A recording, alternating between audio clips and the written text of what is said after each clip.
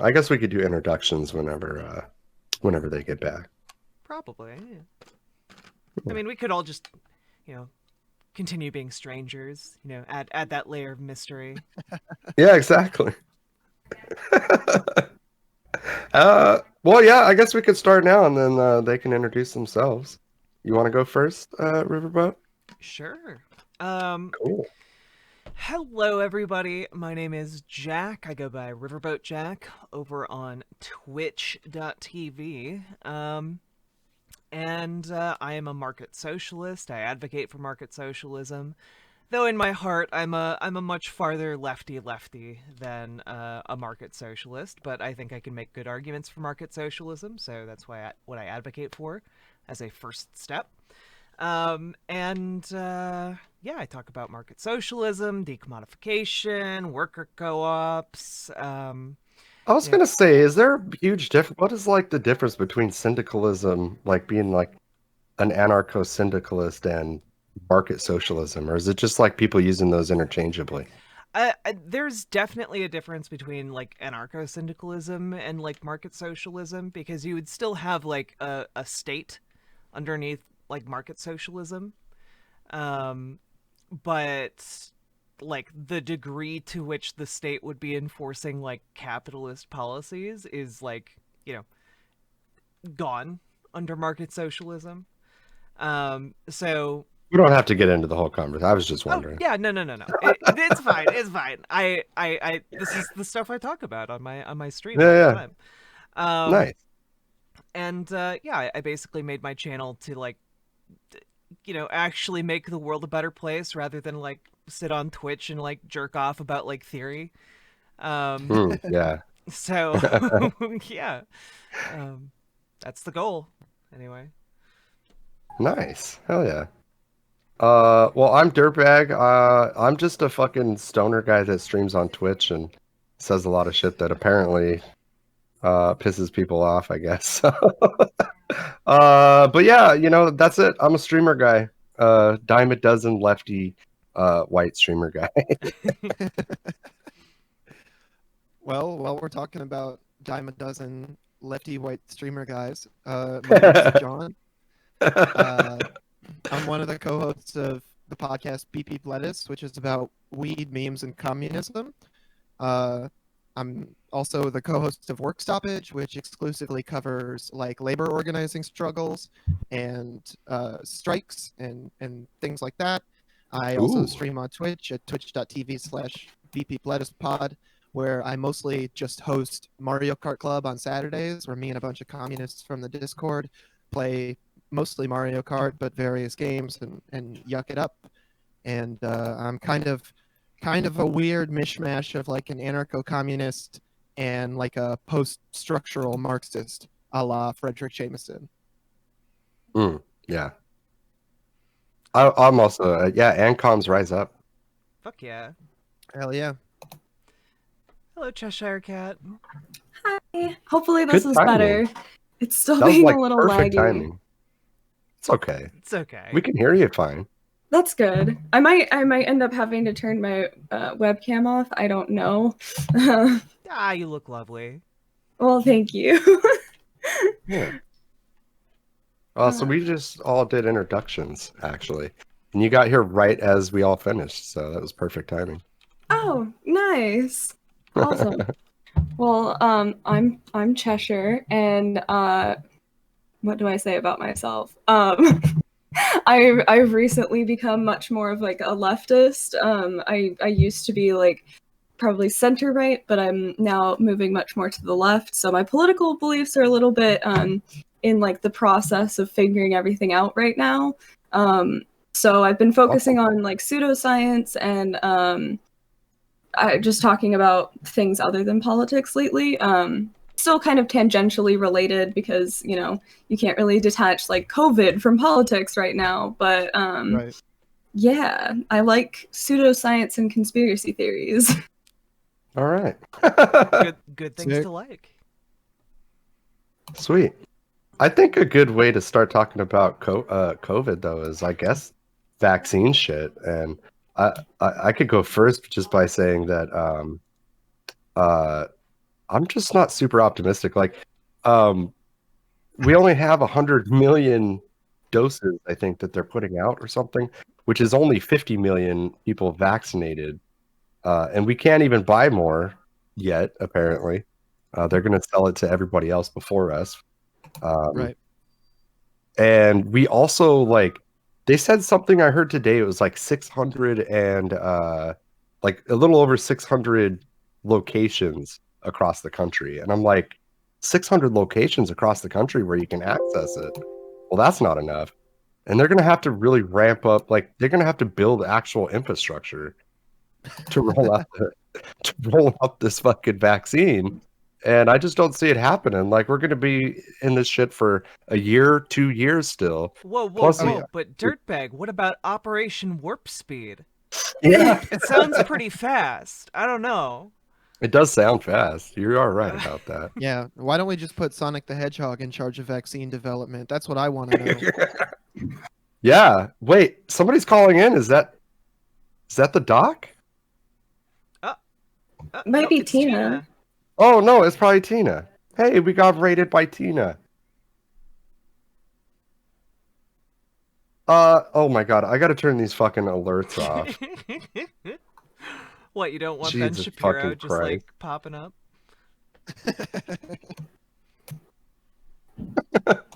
Ben Shapiro is so annoying. I'll just be having a casual conversation with my fiance, and he'll pop out from behind my couch. Actually. Oh gosh. Oh. I just saw somebody like really go into bat for Sam Harris today online, and I don't really know that much about what Sam Harris has been up to recently. But anybody that close to Richard Dawkins and Dan Dennett and that crowd, I'm just like, yeah, I don't know. You're kind of playing with fire in that arena. You know, I used to like not be, before I was like involved in like doing React content and like listening to these right-wing people, like, you know, I was like, oh, you know what, maybe Ben Shapiro is being taken out of context in all these times I'm hearing him say dipshit things. And I started watching his videos, and like they're so bad. It's literally just him talking really fast and making a bunch of claims and not like having any actual position backed up by science at all. It's great. Excuse me, really quick. I'm very sorry. I don't think it's my internet. I think my computer's being wonky because everything is lagging out really hard. So I'm gonna restart my computer. I am so sorry. I feel really bad. Don't worry about It's it. okay. No, you're Okay. good. Thank you guys. I will be right back. Thank you. No, actually, shame on you. The, I'm so mad now. Sorry. I'll be right back. the good doctor isn't even here.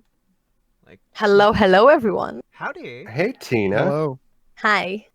Now it's 100% guaranteed the conversation is going to devolve into talking about cum. Okay, no, I don't know Whoa, why you what? said that. I don't know why you said that. That's not true. Only when Orb Lady's here, so put that on Orb Lady. that on Oh, Orb okay. Blame it on Orb Lady. I Yeah. see. Yeah. The good old Can we get a commutation. timeout on Carpe, please? He's being really rude in chat. Thank. Yeah. Do it. Wait, are you dictating what happens with my chat now? I don't know what you're talking about. What? I mean, technically, half of them are your chat, so it's fine. Hey, click on the logo. What the fuck? Half of you aren't even in here, and you just think you are. I think that's a stupid thing that they added in, where you have to get rid of a thing in the address bar for it to actually read. Right. Yeah, we are talking about COVID today, everybody. I think, like, I don't really know what else we can, like, in my opinion, the most important thing is, like, it makes me mad, too, that, like, Bernie has been, like, beaten down so fucking bad to where, like, he's now fighting really hard to get a $1,200 check to everybody. Like, if you live in a place like LA or Seattle or something, you can't even wipe your ass with $1,200. No, Well, no. there's this whole narrative that, like, if we got Joe Biden into the White House, then figures like Bernie and the squad in the Democratic Party were going to be able to like use that as a leveraging point for like really groundbreakingly progressive policies or whatever fairy tale they wanted to tell us. But the fact of the matter is that now that Trump has been effectively beaten, the Democrats don't have to do anything. They can handle this vaccine rollout as irresponsibly as they want to, and they still get to act like they're the good guys at the end of the day because they're not Cheeto Man or whatever their weak argument is. Right. Yeah, you're right about that. Well, Carpe's right. We voted for an easier opponent. That's all we did. That's true. Can we get an introduction from Tina? Oh, hi. Hi. Yes, sorry. Hi. Nobody cares who Tina is. All I know is that apparently Tina's the cum lady. I'm not the cum lady. Don't. It's not true. I don't know why you can't just own up to it, but continue. Oh no. Okay. Anyway. Hi guys, I am Tina_2. I'm a Canadian streamer who also talks about American politics. I will cover. Yeah, I am Twitch Left Mommy. That's what people call me. And I stream every day from 12 p.m. till 7. So if you want to drop by, feel free. We'd love to see you. Neat. I hate my fucking life right now. Oh, yeah. Sorry, I'm distracted by what's happening on Drrtbag's. Yeah. I know. I'm sorry. Never mind. I fucking tried, all right? Very boomer-like. Okay. What are you doing? I'm trying to put you guys on my thing so that people can see you all on my stream. However, it's not working because this virtual camera thing is pretty garbage. You should try Whereby next time. It might be easier for you. Whereby? Never heard of it. Mm-hmm. Yeah, Prime Kai uses that for like. Yeah, isn't only. that the company developing the vaccine? I mean, as far as I know, like every company's developing a vaccine now. Yeah, right. I'm developing a vaccine. Yeah, I've got one brewing in my bathtub right now. Well, I mean, and if weed is the real vaccine, True. Yeah. I'm good to go. Okay. Yeah, though I think, in my opinion, like as far as coronavirus is concerned, we should all be fucking organizing on some sort of movement to force the government to do emergency UBI and emergency healthcare and shit like that. Like I'm pretty sure like Bernie Sanders didn't have a magic fucking wand, to pull out of his ass and just like make shit happen. His entire stump speech was about everybody getting out and fucking rallying to get his agenda passed, and that was even before COVID happened. Mm-hmm. Right. Like to me, it seems like the work is exactly the same whether Bernie won or fucking Biden or fucking Booty Judge or any of them. Booty Judge. Booty Judge. I mean, the real question is just like, what kind of organization can mount that kind of pressure on a democratic establishment that's trying to like act like it's the leader in progressive causes while simultaneously making nice with all the quote unquote moderate Republicans. It's a little bit tough, and it's the question is like are your existing organizations, are your IWWs and your PSLs and your union federations and what have you like equipped to handle that right now? And I don't think the answer is yes. I don't want to be mean to anybody's org or anything, but I think we need like a whole new kind of organizing, and I don't know what that is, but yeah, you're right. It's kind of like it's really hard to think about how we do this because, like historically, labor unions would like if we had strong labor unions, we could like something would be happening with like essential workers and shit like that. Like, are there even like are labor unions even trying to get like hazard pay for people, or I don't know what the fuck they do these days. Oh my god. I'm sorry. This is like very personal for me right now. I work for a city, and our city is unionized, or like the employees are unionized, and holy crap, our union is failing so bad. None of us have hazard pay. like none of the essential workers have hazard pay. Like everything is super messed up. And so I've been reading about like people getting hazard pay and stuff, and it's just not happening. Like there's so few people across the country getting hazard pay. It's insane to me. Like it is so not okay. Yeah, I mean, just doing the research for episodes of Work Stoppage, there's been like a nurses' strike somewhere in the country every week for like the entirety of COVID going on. And when teachers were being forced to go back to work and being put in unsafe conditions to take care of students, they were going on strike in record numbers. I mean, gig economy workers have been organizing, especially in Western Canada, better than ever before. There's gig economy unions popping up all over the place.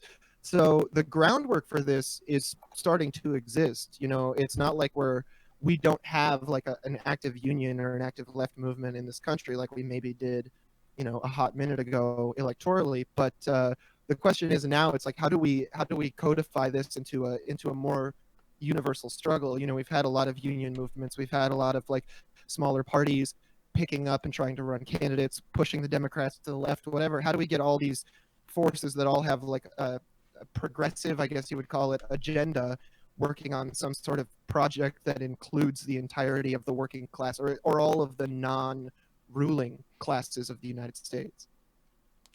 Yeah, I think you're absolutely correct, and I like, in my opinion, I feel like as the left, whatever the left project is, if we don't take advantage of COVID in the sense that we use this to build a movement, it's a huge missed opportunity. And more so than that, like it could be the end of any fucking real leftist project. Like this is our fucking chance right now, you know? I mean, The economic impacts of COVID are hitting everybody. And it's unfortunate that like fucking QAnon has grown so goddamn much when it should be people being fucking turned into commies, for fuck's sake. well, like I'll say for me personally, like COVID has been like what has pushed me to the left, I guess, or like made me realize that the left is best, right? Mm-hmm. Like I've been realizing over this, like because of the way that a lot of like the right-wing people that I used to follow and look up to have been reacting to COVID and like all the misinformation around it and stuff, like it definitely, and then the economic struggles, like you were saying, like it really made me realize that like the policies that they were pushing for or that I used to think were right just aren't, that they're really bad for the working class. So like I totally agree. Like I think this is a really good time to try and get people on board with more left-wing policies, because I think more especially working class low wage workers are feeling the pressure in a way that they haven't in a long time, or maybe not like collectively. Does that make sense? Yeah. Yeah, totally. I think one way to try to get because the left is pretty sporadic as it is, right? Like there's a lot of leftist groups out there. It's kind of like, how do you bring them all together to work towards a common goal, you know? And I do feel like coronavirus really does represent that. You know what I'm saying? It's not like, I mean, it's something that affects everybody. And like I've been talking about the concept of just having, like starting with something that is just, it's completely COVID related, and it will help the most amount of people right now, like save the most amount of lives. Because with the trajectory that we're on, there's going to be millions of deaths from coronavirus, you know? And if we don't like do anything to stop, like that's just going to fucking happen. And I feel like if we have like, what do people need right now? You can't stay the fuck home because you have to go to fucking work, you know? Like freeze debts and like I don't know if that's a possibility. You know, I'm not talking about how we do something like that legislatively, but like a small narrowed bullet pointed list of things that would immediately save people's lives during coronavirus, like healthcare coverage, emergency UBI, you know, those kinds of things that are directly related to COVID that everybody could get behind. that would be a good way to, at least in my opinion, at least start. Yeah. I The so thing is getting everybody together to figure out what those things are. well That we that I we decide are. my position on this is largely that like the time that the opportunity window for like organizing for all of this stuff is largely either gone or very close to being gone. And I say that mostly because on January 1st in the United States, last time I checked these numbers, I haven't seen updated numbers, but we had 40 million people who were no longer going to be protected by CDC eviction stuff. Mhm. And I mentioned this yesterday on my conversation with Doc, but like um, for reference, everyone out there, like 1% was the rate of homelessness during the Great Depression. Wow. 40 million people is 13% of the US population. Suddenly Yeah.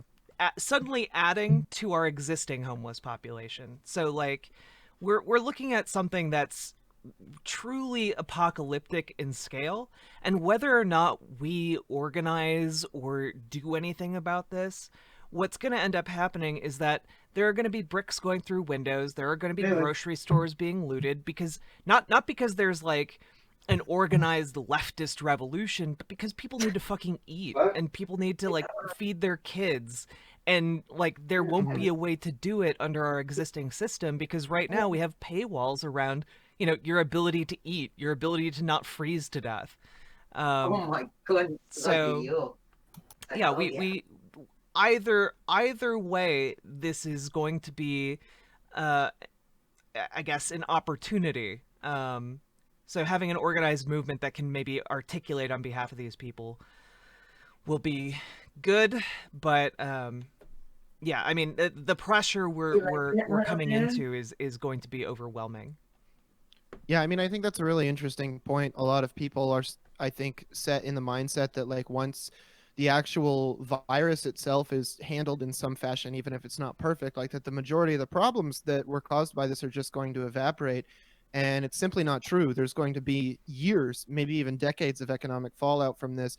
And, if you're one of those immiseration thesis accelerationist type leftists who's like, the situation just needs to get bad enough that we can kind of opportunize on it, like that situation is coming up in the next couple of years when, like you said, 13% of our population doesn't have a place to stay, and the rest have been pulled down from a comfortable middle class existence into precarity work and sometimes worse situations than that. Mm-hmm.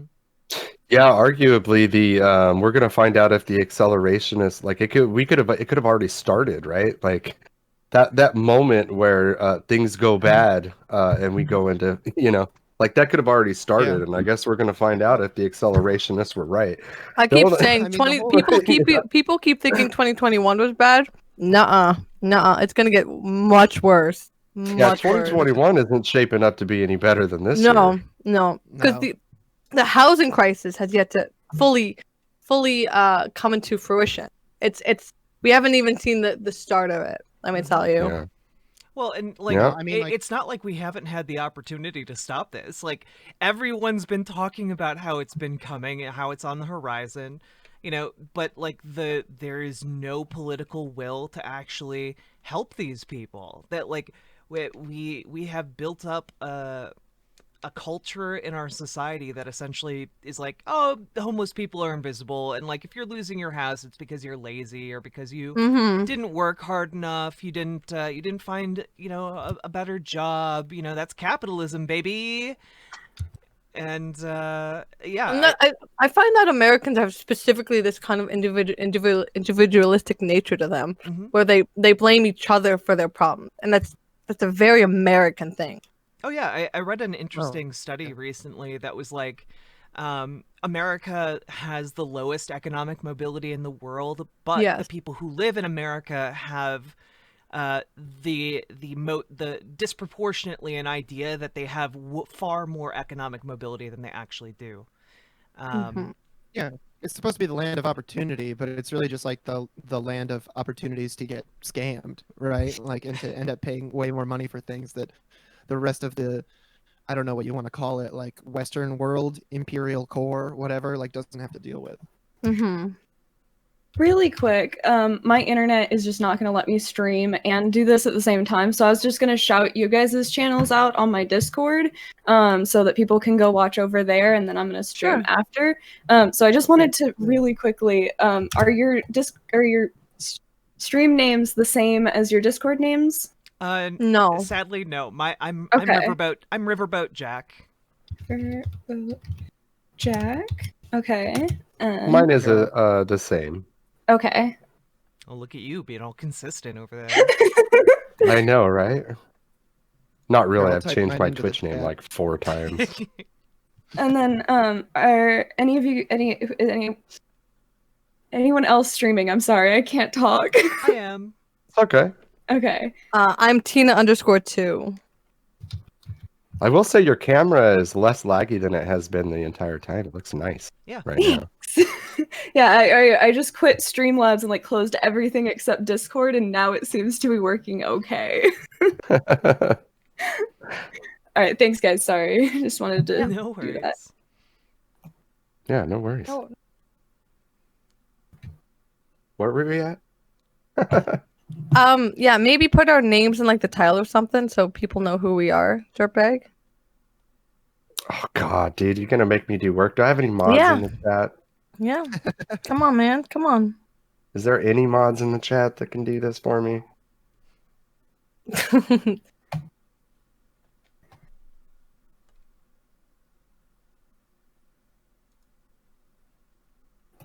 Wait, are you just Cheshire, like 2 R's, or is it Cheshirrcat?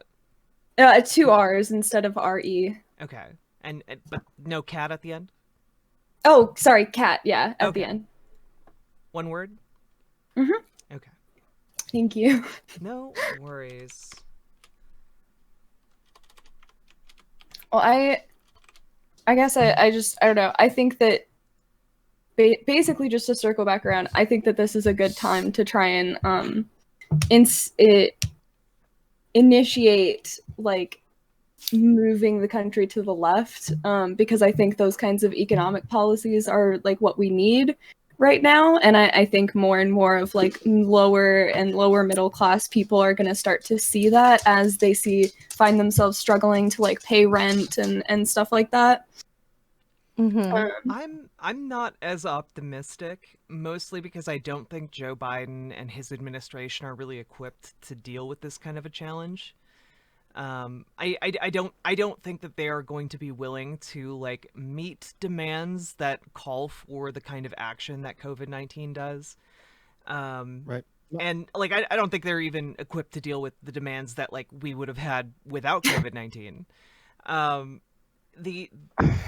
The main opportunity that I see, if I'm going to be completely honest, is in like 2024, 2022. I think that as the weaknesses of the Biden administration become apparent, well, we've swung all the way to the right. This is the compromise in the middle. Where do we have left to go? And so that my hope is that, you know, as we organize over the next couple years, we'll be in a much better position to Also, affect change. to add on to that, in America, something I've noticed is the Overton window is so skewed that you have to convince regular Americans that of something that most countries find as a centrist position, something like universal health care. Mhm. That is Right. such a centrist position. But to Americans, it's radical left, and that's something you have to convince most Americans of. That's like quite a normal, conventional thing. I think that's where the struggle lies as well. Yeah, I mean, there is this aspect where you need to like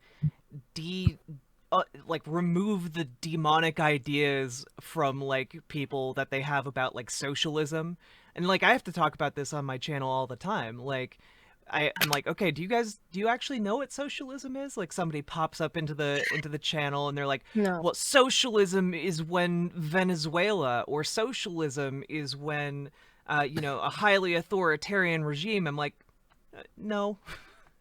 Yeah. No. Well, like for myself, that's been a really insane process over probably the last over the last 3 months, but pretty much this whole year. Realizing just how insane the American right is, and the fact that like, so I haven't like talked about it a ton on stream yet, but like I have realized like I always considered myself a centrist, maybe even center left, right? But I've realized some of the content creators I was watching were like legitimately alt-right, and it's very terrifying. Like as someone, because I've always hated those kinds of things. I it's never been something that it's like, oh yeah, I love like alt-right people.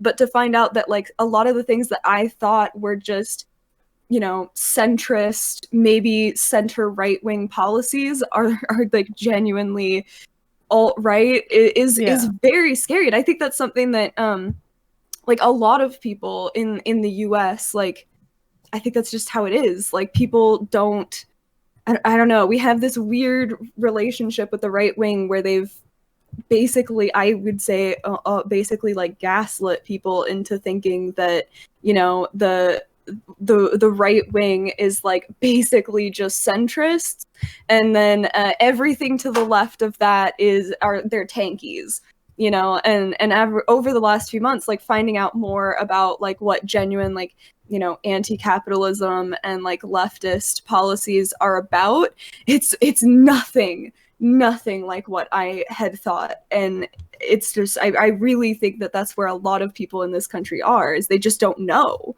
Right. The radicalization of the right is normalized in America. It's yeah, like I'll get people coming into my stream who are like, yeah, I'm a moderate conservative, and then I like talk to them for like 5 minutes, and it's just like, oh, okay, you're a Nazi. You're like I'm not you're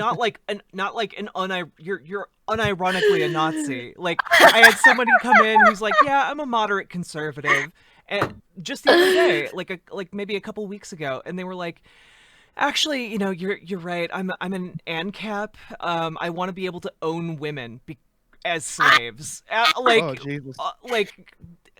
I don't know what it means anymore when someone describes themselves as a moderate conservative. So like, I never trust any conservatives. Never trust them. So Cheshire, I find this really interesting. Like, what did you think was like a moderate conservative position that you were then later like, oh no. Oh, no. Anti-immigration stuff would be a really big one. Like it's like it's really weird and embarrassing, I guess, to think that it's like, I used to think that like the disproportionate or like the demographic changes in the United States, that like that was a bad thing that should be avoided. Like very like mostly anti-immigration, a lot of like anti-Islamic bias. Like I don't like religion in general, but I've realized that it's like I have a lot of extra prejudice, I think, against like Islam because of the people I used to watch and all that. And probably the worst two are the anti-immigration stuff and the whole like pull yourself up by your bootstraps. Both of those I like, it's difficult for me to understand how I even like thought those things. It's funny that you mentioned the bootstraps, because originally the bootstraps argument came from making fun of that, because you can't physically pull yourself up by your bootstrap. Like, well, it was a joke originally, and a lot of people don't understand that. Yeah, because you can't. The whole thing.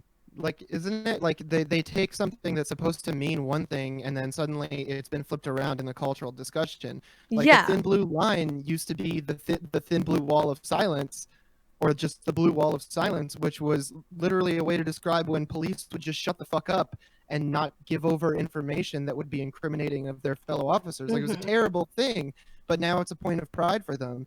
And it's like the same dissonance that lets these like pro-cop people put a Punisher logo on the back of their truck, even though the Punisher is like a distinctly anti-cop character. Or why Paul Ryan say Rage Against the Machine is his favorite band. Like, oh yeah. I always thought the thin blue line was the fucking atmosphere. Like, you know, that keeps us from getting fried by the fucking sun. Then I was like, what? It's about cops? What the fuck? Oh, no. I mean, cops, if the thin cops blue line just was really the care ozone about the layer. environment. Yeah. Cops are out there knocking aerosol spray cans out of people's hands. Heroes, I tell you. That's gonna damage the ozone, you bastard.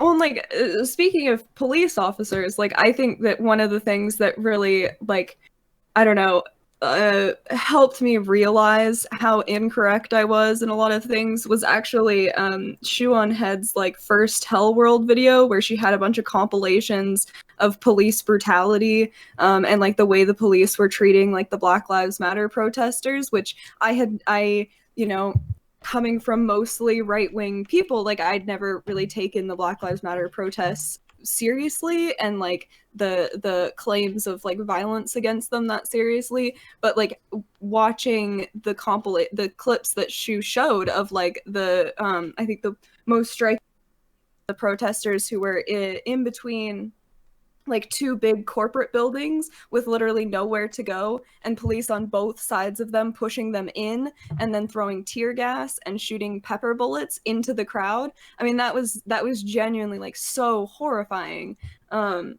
And it's just I don't understand how. I think it's called kettling. You're talking about kettling? Yeah. Maybe I Yeah. don't know. The definition is called kettling when they trap a large group of people where they can't get out. I think that's what you're referring to. I mean, that's what happened when there were the first wave of protests, and there was a really big one here in Pittsburgh. I went down to it, and I was shocked because, like, there were like thousands of people, and we were marching up Center Avenue, and then the cops were like, they came up at the intersection at the top of Center Avenue, and I guess we have to go back around the corner. You go back around the corner, they're down there too. It's like, okay, cool. I mean, I can either deal with tear gas or, like, run through a parking garage to get out of here. Because they don't give a fuck. They know that the news media is going to cover them favorably no matter what. They know they're going to get a pass from all the people in power. They don't have to do anything, right? They don't have to follow any kind of protocol. They can shoot all the rubber bullets and throw all the tear gas canisters they want. And it's fucked. I mean, I was worried. Remember during those protests, everybody was like, this isn't going to let up. These aren't going to let up. And, like, there are still protests now, but they have let up. Like, people don't want to have to go out and do that every weekend. So it's like, you know, what can we do that can really make a statement, that can push forward further than those protests did? But that doesn't drag everybody away from their lives.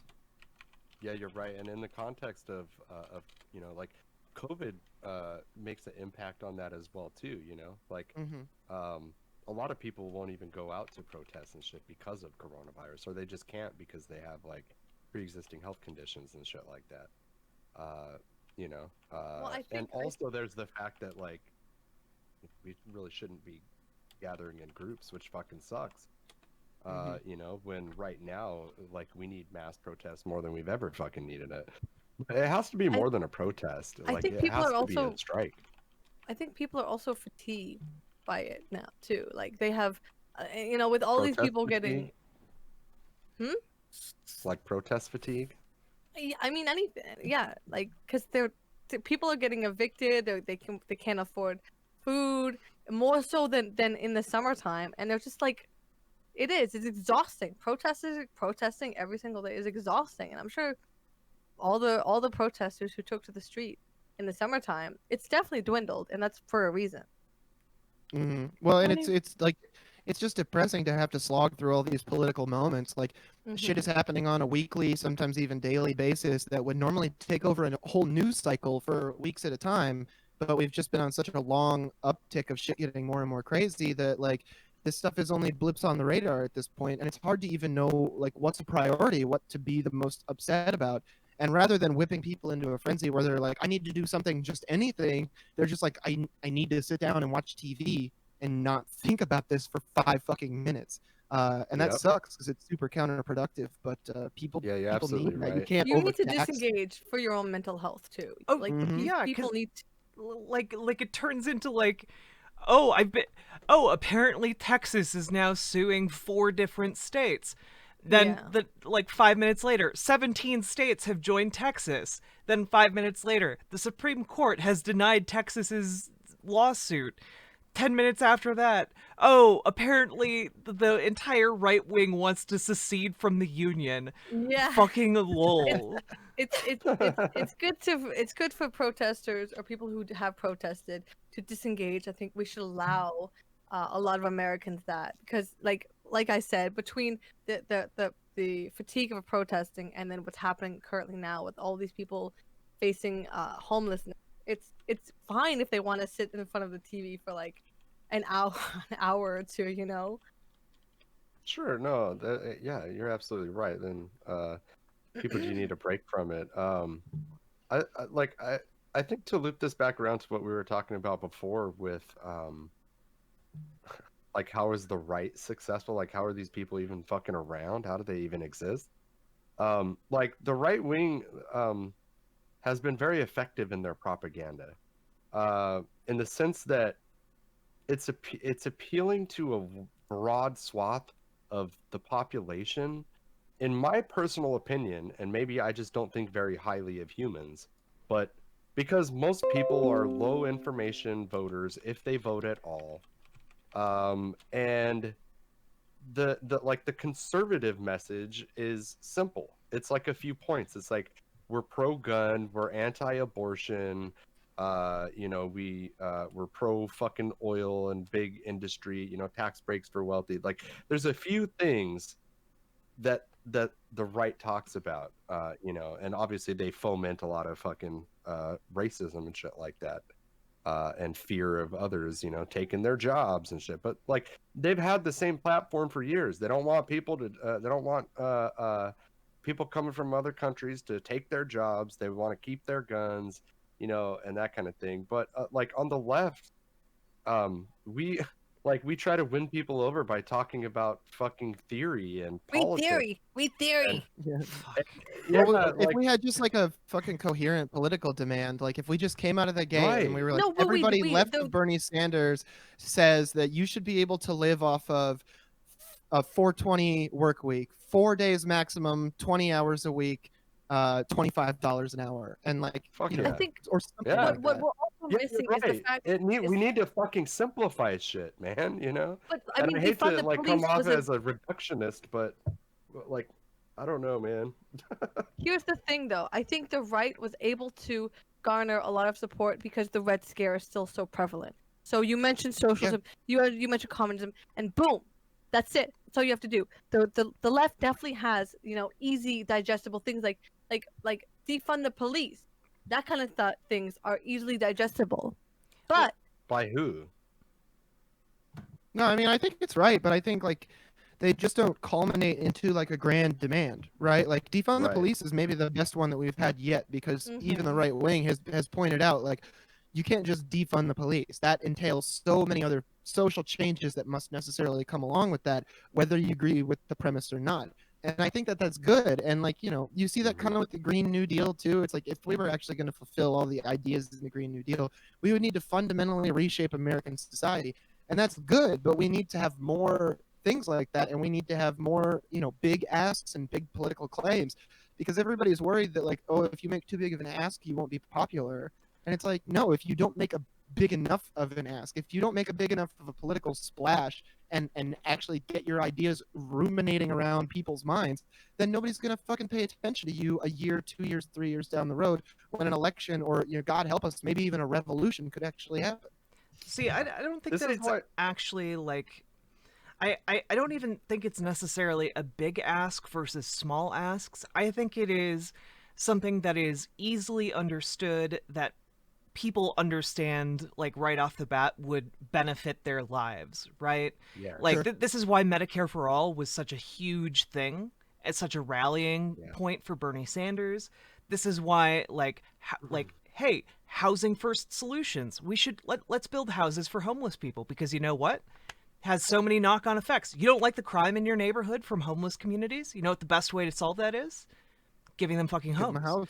That's right. And Well, and this is why coronavirus is our opportunity, because everything, like all of the issues caused by coronavirus, from like an economic standpoint, most definitely, and from a health standpoint, gives us like that kind of ammunition. Everybody needs an emergency UBI. We need an emergency fucking universal healthcare coverage, because the fact that people don't have healthcare coverage exacerbates how bad the fucking pandemic is. We need to freeze all debt collection while we go into lockdown for however long it takes to get enough people the vaccine. to safely establish herd immunity without killing millions of people. Mhm. And we need to keep small businesses open. Big corporations can fucking sink or swim. And the fact of the matter is, most of them are going to swim, and they're going to be flipping a lot of the fucking bill for this shit. I think Well, I mean, that's a big part of the problem. nationalize the bigger corporations. If they fail, just take the country should take it over. Yeah, Especially air- absolutely. I mean, that's what we should have done with the auto manufacturers and the banks when they were ready to fail, you know? And people are so afraid of like, oh, a planned economy. Oh, well, then who's It's already doing a the planned planning, you know? economy. It's Yeah, already a exactly. planned- It's like, but these are, but it's planned by people who are accountable to nobody, and not even on Mhm. paper. Like, I don't have a lot of faith in political accountability generally in a capitalist system or otherwise, but it's better than zero accountability at all. Like even a Mhm. nod towards accountability. See. So my proposal is, if we have to step in and bail out a private company, it should be not that it becomes nationalized, but that it becomes a worker co-op, like a democratic worker co-op. Give that shit to the workers, because you know what becomes a lot harder to do when you're a democratic worker co-op. Becomes a lot harder to like say, yeah, we're going to try and subvert the laws of the United States. We're going to try and hide our money in the Cayman Islands. We're going to try and sacrifice 10,000 workers so that we can give like our CEOs $1 million fucking bonuses. Those things become really hard sells in a democratic company. Well, and I think that like that's one of the biggest problems that I see with the left. Like, oh my god, sorry, my ears just started ringing really bad. Like is the messaging, because people are still like super scared of socialism and communism, anything like that, because of the Cold War. Like, I was talking to my dad, who's I think he's like 50. It's terrible that I don't know exactly. It's fine. But like we were talking about worker co-ops and stuff, and like even he has a pretty liberal libertarian like individual, pretty left wing.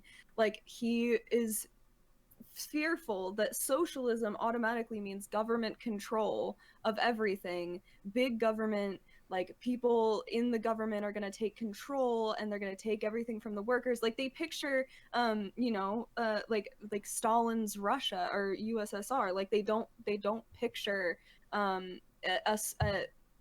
something like what you're talking about with workers controlling things, with minimal government intervention but democratic workplaces. Like, because to me, and granted, I haven't like read theory or any of that, I've just been like watching things and learning slowly. Like, to me it seems that socialism is much more about like ensuring democracy in pretty much every facet of life, which is something that I wholeheartedly believe in. Like, I have always considered myself a libertarian, regardless of where my beliefs were. Like, I don't want government intervention in our lives, and so I really do think that giving the most amount of power, the most democracy to the workers is the best way to achieve that. Like, because people seem to think that that's like taking away freedom, right? Because by like, say, turning Amazon into a worker co-op, you're taking away Jeff Bezos's freedom to own the company and to control it and to make billions, trillions. Is he a trillionaire? I can't No, he's remember. billionaire. Okay, Still. He's like all right. 200 billion. Yeah, he's yeah. So like you're taking away his freedom to do that, but in return, what you're doing is giving freedom to way more people. I mean, it's kind of like, is the freedom of one billionaire really worth the I would consider the oppression of hundreds of thousands of millions of working class individuals? I don't think so. I think that we should maximize freedom for the most amount of people, and if that means sacrificing the freedom of a small minority of people to make way more money than they will ever need, then so be it. They're still free to live their lives. They're still free to live comfortably, just not have absurd amount of money. They're still the free to. biggest Nobody was stumbling rich, block- but Yeah, I mean, the Sorry, biggest what? stumbling block to something like that is like, I'm all in favor of municipalizing instead of nationalizing wherever you can, like putting it directly in the hands of workers, local communities, whatever. But then there's an issue of like that. If you don't have the right protections built up around that, or if you don't have the right, really what it is an educational program that teaches people how to defend their own, democratic freedom or representation or whatever the structure that you've established might be, then it's really easy for capitalists from outside that system to just come back in and crush it. Like we could have a socialist revolution or an anarchist revolution or whatever in the United States tomorrow, and all the billionaires would flee, and it would only be a matter of time before they came back and started trying to co-opt everything. So to me, I really don't want to fall back on the idea that you need to just have like a very strong state or a very strong centralized system of authority to regulate that. But if you don't have something else that's acting in that capacity, then you're going to end up backsliding and re-liberalizing. And I think that whole grand movement is kind of what happens to the left in the United States on a micro basis and in a repeating fashion, where we make a few steps towards getting outside of like being a conditioned liberal capitalist subject and really starting to have some kind of momentum, and then people swoop in and take over the narrative or turn it into a career or otherwise turn it into a something that becomes subsumed back into the liberal capitalist system. And that, I mean, just seeing that happen in cycles since the time that I've been more radicalized has been the thing of primary concern to me. I mean, like, I would think that that's pretty similar to what you see what's happened with unions, right? Is unions were gaining a lot of power in the workplace, making it more democratized. They made huge steps in securing workers' rights. But then it just started to fall back, and unions are losing their power. I mean, like, yeah, as I said, like, I'm having a bunch of stuff at my workplace with our union, and no one knows what to do. Like, literally, our shop stewards don't know what they're supposed to be doing. Like, our contract, so many things in our contract have been bargained away by the employer. Like, and I think a big part of that is they weren't educated on how to properly ensure workers' rights and how to properly advocate. And so I think you're right in that in order for anything to really stick, you have to educate the people. Like, you have to educate the workers to know like what their rights are and what should be pushed for and how to push for it. Because if you just rely on a few people to guide them through it, then eventually things are going to slip backwards. Well, I think that part of this is that we should, much like what capitalism has done, when we get into power, we need to have systems that we can put into place that start the gears turning in a way that is irreversible when other people come into power. I think that it is really paramount that, like, for example, like, the Affordable Care Act was a Republican policy that, like, was awful. But as awful as it was, as weak as it was, Republicans weren't able to repeal it with a supermajority. So, like, there are some policies that, like, once they get passed, are going to become so necessary for people to, like, live their lives. Like, what? How are you going to sell the idea to someone who lives in rural America that, like, their Mima can't, like, get, like, cancer treatment? How are you going to sell that? Like, oh, it's going to be so much better for you if you just pay $400 a month. Like, no. Well, I mean, no. Well, I think people in rural America are already convinced of that to some degree. Like, there's this whole idea in the United States that, like, you can't trust the state. And, like, I agree, you can't trust the government of the United States. But then the alternative to that is to put everything in the hands of private corporations, which to me is just like, yeah, out of the frying pan and into the fire, right? Right. I mean, at some point, corporations are going to, like, start acting on the fact that they're more powerful than governments. You know what I'm saying? Like, yeah, right. But what happens then? But my point is, like, if you get Medicare for all passed, and, like, people actually start reaping the benefits of Medicare for all, like I Yeah, don't it's harder think, to repeal it for sure. yeah, it's harder to repeal it. Yeah. It's harder to undermine it because, like, again, it while someone in rural America right now might be like virulently against like Medicare for all, once they understand that they can go to the doctor and not have to pay anything, like pay a copay, not have to pay a monthly premium, not have to pay any of that shit. They don't get a medical bill for like getting their tonsils out. Only if it's done right though, because if they screw it up, then people are then like, Right. oh my god, what a fucking disaster that will be. But Right. yeah, I mean, totally even get if you what have I totally get programs what you're like saying that. there. But if we're going down like the electoral politics route, which I mean, we're not going to have a fucking revolution, right? I mean, I don't see that happening anytime in the next short period of time. You know what I'm saying? Well, it's Like also maybe we will at some point, but we're definitely not organized to the point where we would need to be to pull something like that off now. well, and I'd Well, also the say that question, it's isn't preferable for electoralism to prevail rather than revolution. Like we've Well, not necessarily, I mean, but like, well, but I mean, like when a lot of people are sitting around talking about revolution and jerking themselves Yeah. off about being in the vanguard, they're thinking of themselves like being victorious. They're not thinking of like blood running in the streets of their neighborhood as they impale like their cousin who came over.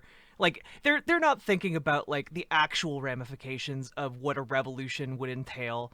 Like we're talking like in practical terms, like a revolution would be incredibly bloody. A lot of people would die. It's not something that I think we should be aiming for. I think that we should Well, be no. aiming for the best Like- solution. well, I don't what is think the that- revolution exactly? Yeah, It doesn't have exactly. to necessarily be like a full-scale civil war, like when That's not Lenin even took in and possible anyways, I took the don't think. Tsar's palace. Like that town was basically deserted. Like you look for the right opportunities to do as much as you can with as little as you have and with as little like collateral damage as possible. But the way things are going, like the American political system is just not ever going to open up in its current form to anything that actually represents a meaningful change for people. So whether your revolution is like, you know, fucking 50,000 podcasters finally get a gun and storm the White House, or whether it's, you know, something more subtle than that, or something that takes place over a longer period of time, I think that is really going to be necessary eventually. And the other interesting thing about that is you don't just have one revolution, right? There wasn't one revolution in Russia. There wasn't one revolution in China. There's a series of overlapping and heterogeneous political movements that eventually culminate in the right political material circumstances for something really fundamentally like earth-shattering to happen. Yeah. And is that Revolution possible? absolutely is a process. Yeah, and I don't know, is that possible in the near term American political future? It's hard for me to say, but I think, you know, a year from now when 13% of our population doesn't have a house, conditions might be a far sight from what we're looking at the present moment. Right. I mean, I think one thing that's going to be important, and I also don't like to like, obviously, electoral politics are like, it's hard and it's long. Like the only way that I could see it, well, actually, let me put it this way. I think that one thing that would be beneficial to us, and the only way to like, there's no pushing the Democrats left. That's like a myth. The only Right. way to make the Democrats a leftist party would be if enough people ran for office and actually fucking won. You know what I'm Well, saying? Like that we're actual leftists. As for the electoralism argument, I think progressives should just run as Republicans, because when Republicans go in and vote, no, listen to me. When Republicans go and vote, they don't research the Republican that they're voting for. They don't. Yeah, So that's they why just fucking go we should all storm- down the line. storm the castle electorally. Is what I'm saying. well, Pretend to be like a Steve Bannon right winger who's like, I'm a Leninist, but it turns out you are actually a Leninist. You're not a Steve Bannon right winger at all. well, I've been waiting. I've been waiting for the Tulsi stands to come out and say that that's why she came out with that transphobic bill earlier this week. That no, dude, she's playing the long game. She's trying to win over the No. Steve Bannon right wing, and then she's gonna fucking Trojan horse some communism at him. Well, I mean, think- Tulsi is I a think perfect that example of the pitfalls of electoralism. Like everybody was simping over Yeah. her in the fucking primaries, even the No leftists, and they fucking were saying like, kidding. "Oh, Elizabeth Warren would also be an acceptable candidate if Bernie doesn't get it." It's like, no, what the fuck are you talking? Bernie barely meets the bottom level of acceptability. Just Yeah. grazes it. Elizabeth think- Warren was only in the fucking primary to stop Bernie anyways. Like, you can never Correct. convince me anything other. Like, she was there just like most of the people there, acting like they were progressives so that they could like separate the fucking progressive base away from Bernie and get enough people whittled away to where they could consolidate all the moderates and fucking beat him. Well, That so was, I like, think that it was pretty obvious at least in my mind. Well, I think that what Tina was saying about like basically like adopting the Republican Party as progressives, like I do think that that's something that the left tends to like alienate centrist and right wing people with is like the like the anti-Americanism and that kind of thing, which I understand because holy crap, it really sucks right now.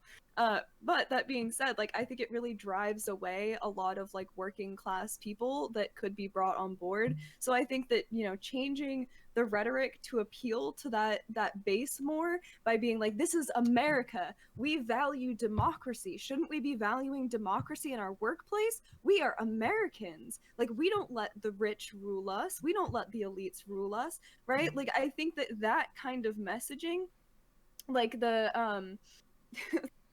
like one of my I favorite mean, I the want to left add. does I have want to that add on to messaging. that. I The want right, to add on to that. Sorry, before you continue, I heard that sourcing support had a really good point of calling it, instead of calling it socialism, call it worker capitalism.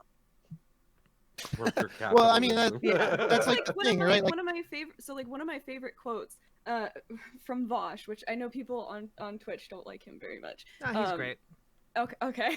Like I really like the quote from him, which is that like fascism has come to America swathed in the American flag. Why can't socialism? And Yeah. it's like I think that's a really good point. Like we can use the patriot like rhetoric just as much as they can, and I think it's a very valuable tool because it's a really good way to bring people together without really having to get too in depth. Like I'm not trying to make it sound like people are stupid. I don't think that they inherently are, but I think a lot of our working class is undereducated, and so to bring these kinds of things to them in a way that can reinforce a sense of community and belonging and country and like standing up for your rights. Like I think that's something that most people who consider themselves patriots would stand for, and it's just about well, the right already does this with you know, with their messaging,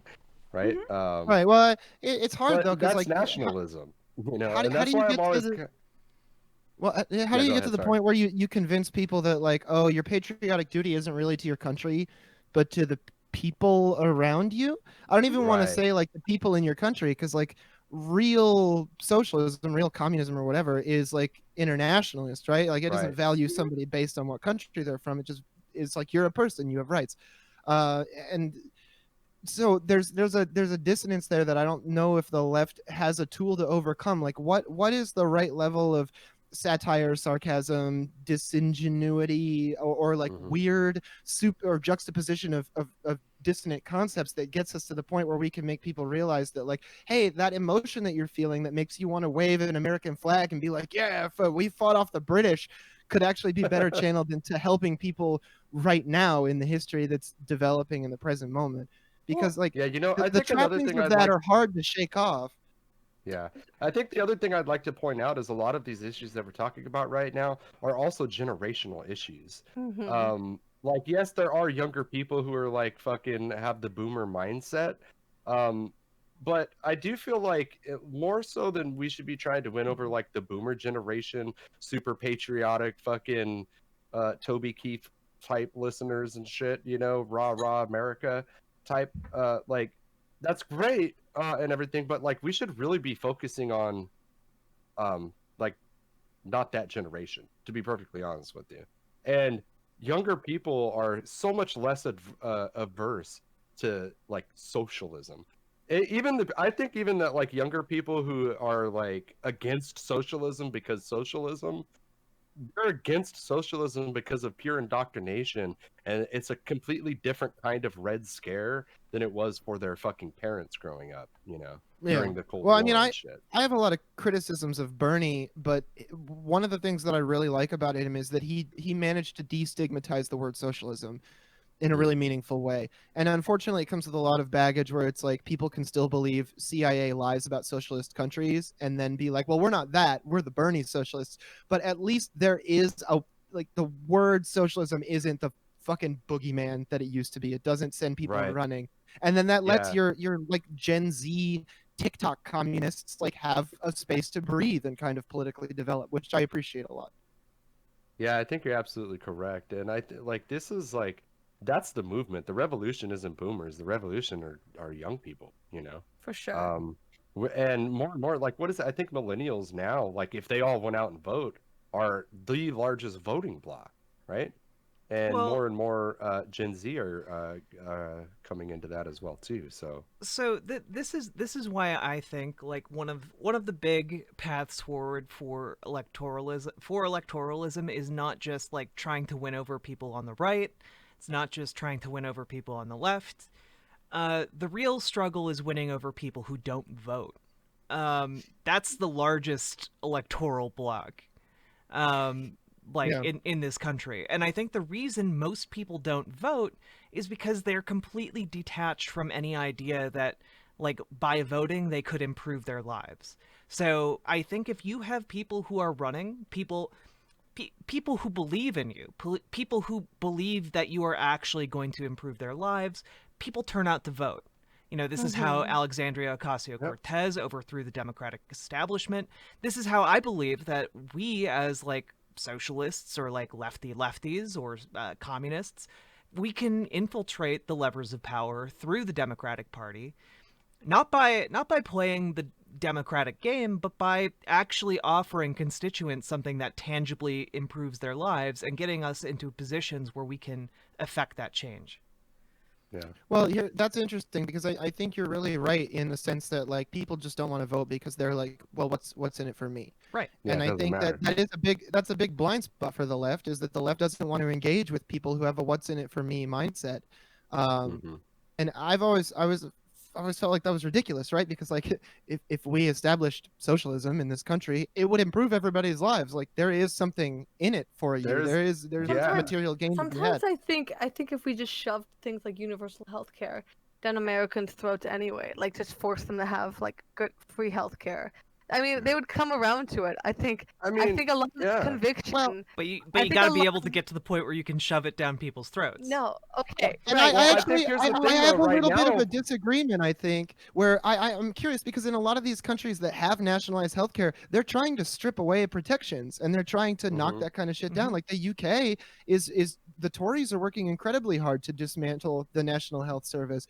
And I think Americans would be even more gung-ho to do it. Like we would just pass it as a midnight congressional bill and be like, well, that's gone. What a fun experiment that was.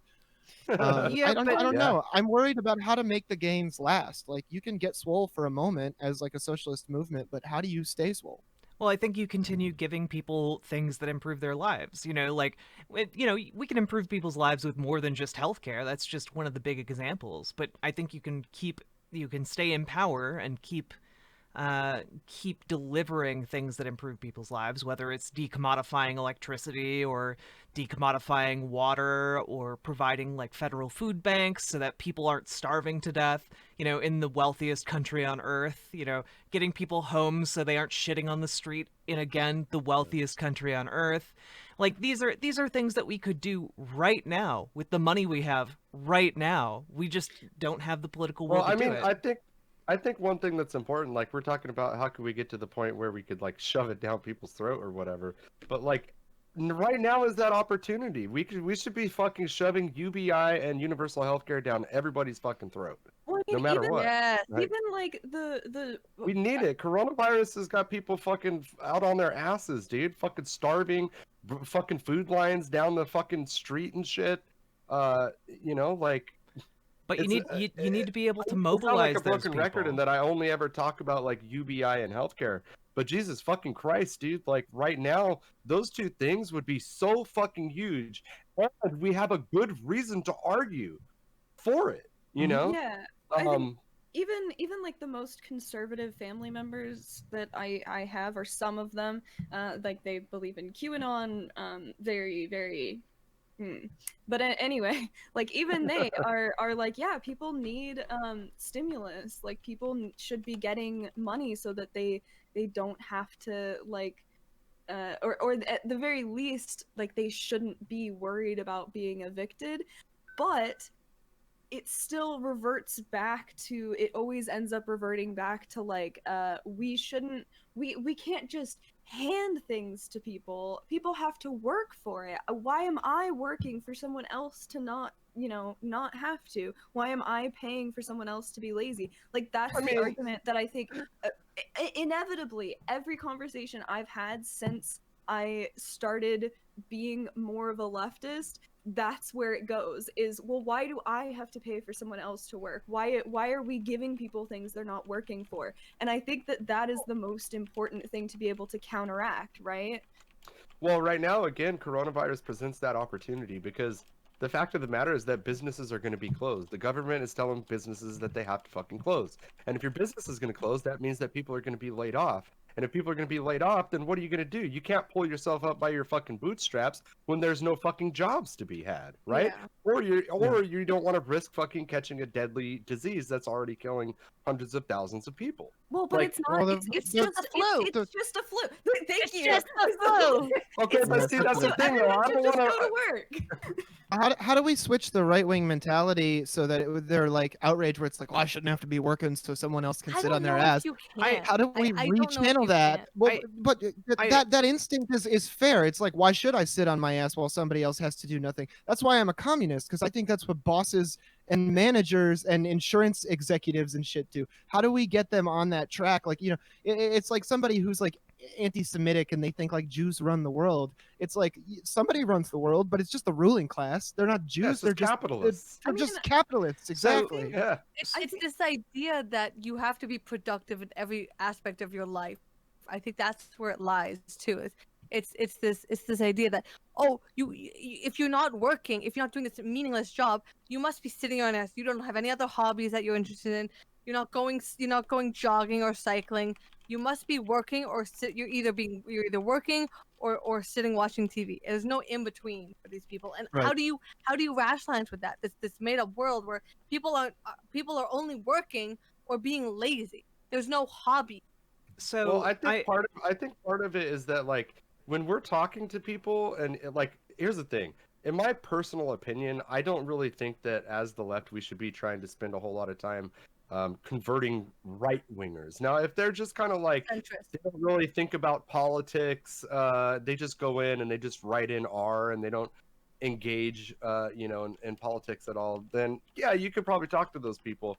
But like, I don't really think spending a whole lot of time trying to convert right wingers would be effective Well, for us. But I mean, let's be honest.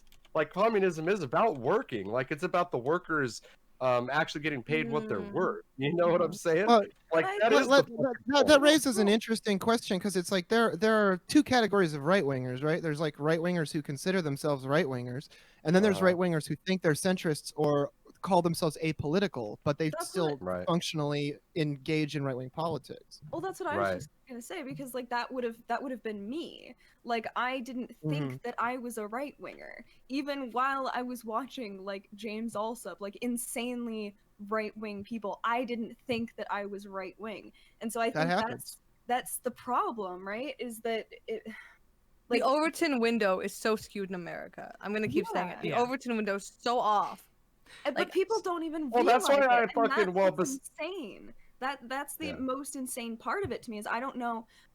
I'm not sure how to help people like recognize that. So the argument that I've been using on my stream, or the line of thinking that I've been using, is that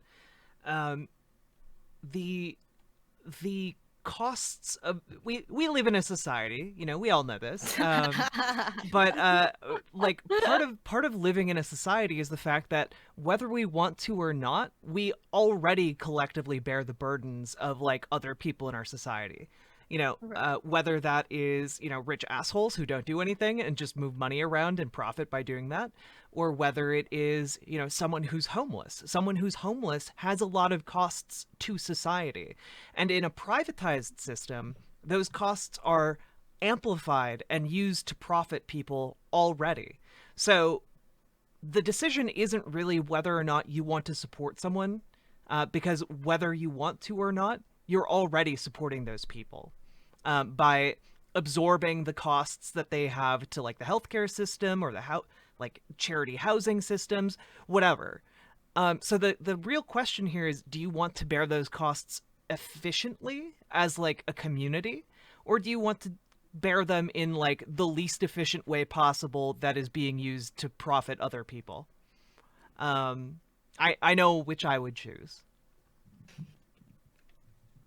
Yeah, I mean, it's just like people have political instincts that are justified, and even the right wing has political instincts that are justified. They just don't know what to do with it. They don't know who the real enemy is. They don't have a political education, and yeah, I mean that's what makes me worried, and that's the same problem we're facing with COVID, right? Is like people don't even have the rudimentary education in what constitutes and what doesn't constitute scientific reasoning to know if what they're being told on television is even remotely attached to the truth. I mean, Right. when it comes to like getting people on board with more like social programs and wealth redistribution and stuff like that, I mean, I think we can look at, or at least I view a lot of parallels between the mindset of like the average American and someone who's been roped into an MLM. Right? Do you guys, have you heard about those? Yeah. Okay. Yeah. So it's like, I think that's, Capitalism is a MLM. yeah, It's like and the so it's like ultimate one. it's very similar in the way that it's like, oh, no, you're not broke, you're just a millionaire who hasn't gotten rich yet. Like, Mhm.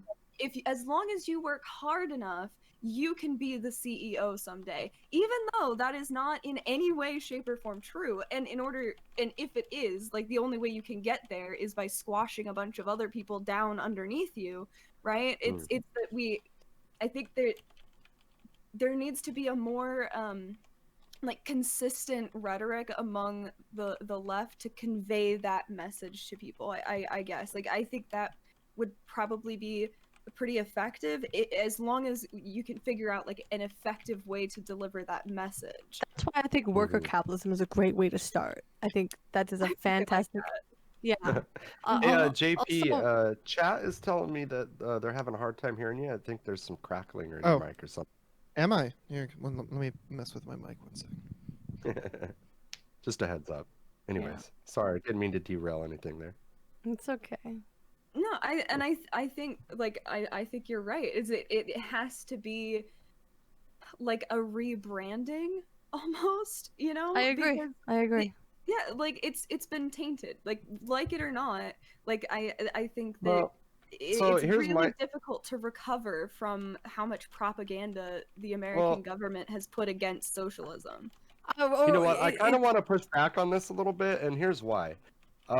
Because the right will call anything coming from the left communism. They called Obama a communist. They called Bill Clinton a communist. But they love will capitalism. call If you use anything- capitalism with them, if you use capitalism, they're not gonna. They want to gurgle on the cum of capitalism, and there you go. Oh, there it There you goes. go. There it I goes. told you, you're the one There who you go. starts it. I had to But, do it. I had to do it. Okay, I had to. Well, I'm concerned that if you go that route, then the messaging is going to get completely muddled, because the point Right. is to have like a principled, like, ideological system through which you can actually pursue material gains for people, and you might be able to get more people on board if you call it, worker capitalism or whatever, but it's eventually going to become that thing. It's going to actuate into worker capitalism, which is going to be bad. It's only going to be a hot second before that devolves into standard normal capitalism. Like, that's the way capital consolidates. should- Right? in my opinion, though, I feel very strongly. Damn, trick them. Yeah. I do feel strongly about this, though, because, like, no matter what the left does, no matter what we call ourselves, the right, especially here in America, is always going to say they're a communist. So no matter what. embrace Yeah, it. there's no win. You There's can, no you getting can out call of being yourself called a worker communist. capitalist, and they're still going to call you a socialist. Look. Oh yeah, I'm not actually a communist. I'm a Elizabeth Georgian. Warren called herself a capitalist to the bone, or whatever the fuck dumb shit she said, and they still call her a communist. But like, Nobody yeah, they you ever can't- call a communist is a communist. It's already their can't play the- boogeyman. You can't play the definitions game with conservatives or even liberals because they're always going to be like, well, what I actually meant was, and they already have the power, so they can do that and nobody checks them. We don't have an Right. institution to be like, no, you didn't mean that, and we know that, and we can prove that, or we can make you face consequences for lying to everybody. well, and so like Yeah. that's the thing, right? Like, okay, you want to call me a socialist? Great, do my marketing for me. You know, like, oh, your attack ad says that I want to raise taxes on the rich in order to, fuck them over. Okay, There's yeah. I just when I I think see there's that also- though. I think there's also something to be said, just kind of for the fact that like people appreciate authenticity, and if you're gonna already be called a fucking communist anyways, Mm-hmm. just embrace it. Embrace what Well, you are. You know. Isn't that why Bernie Sanders was popular more than just because of his political positions, but also because he seemed like an authentic guy who actually believed what he Yeah. said? And isn't Yeah. that even in a sixth sense why Trump is popular among his base? Because Oh, even though he is a liar and he's totally inauthentic, he is authentically that. He is actually in real life that kind of inauthentic, like just word vomiting piece yeah. of shit.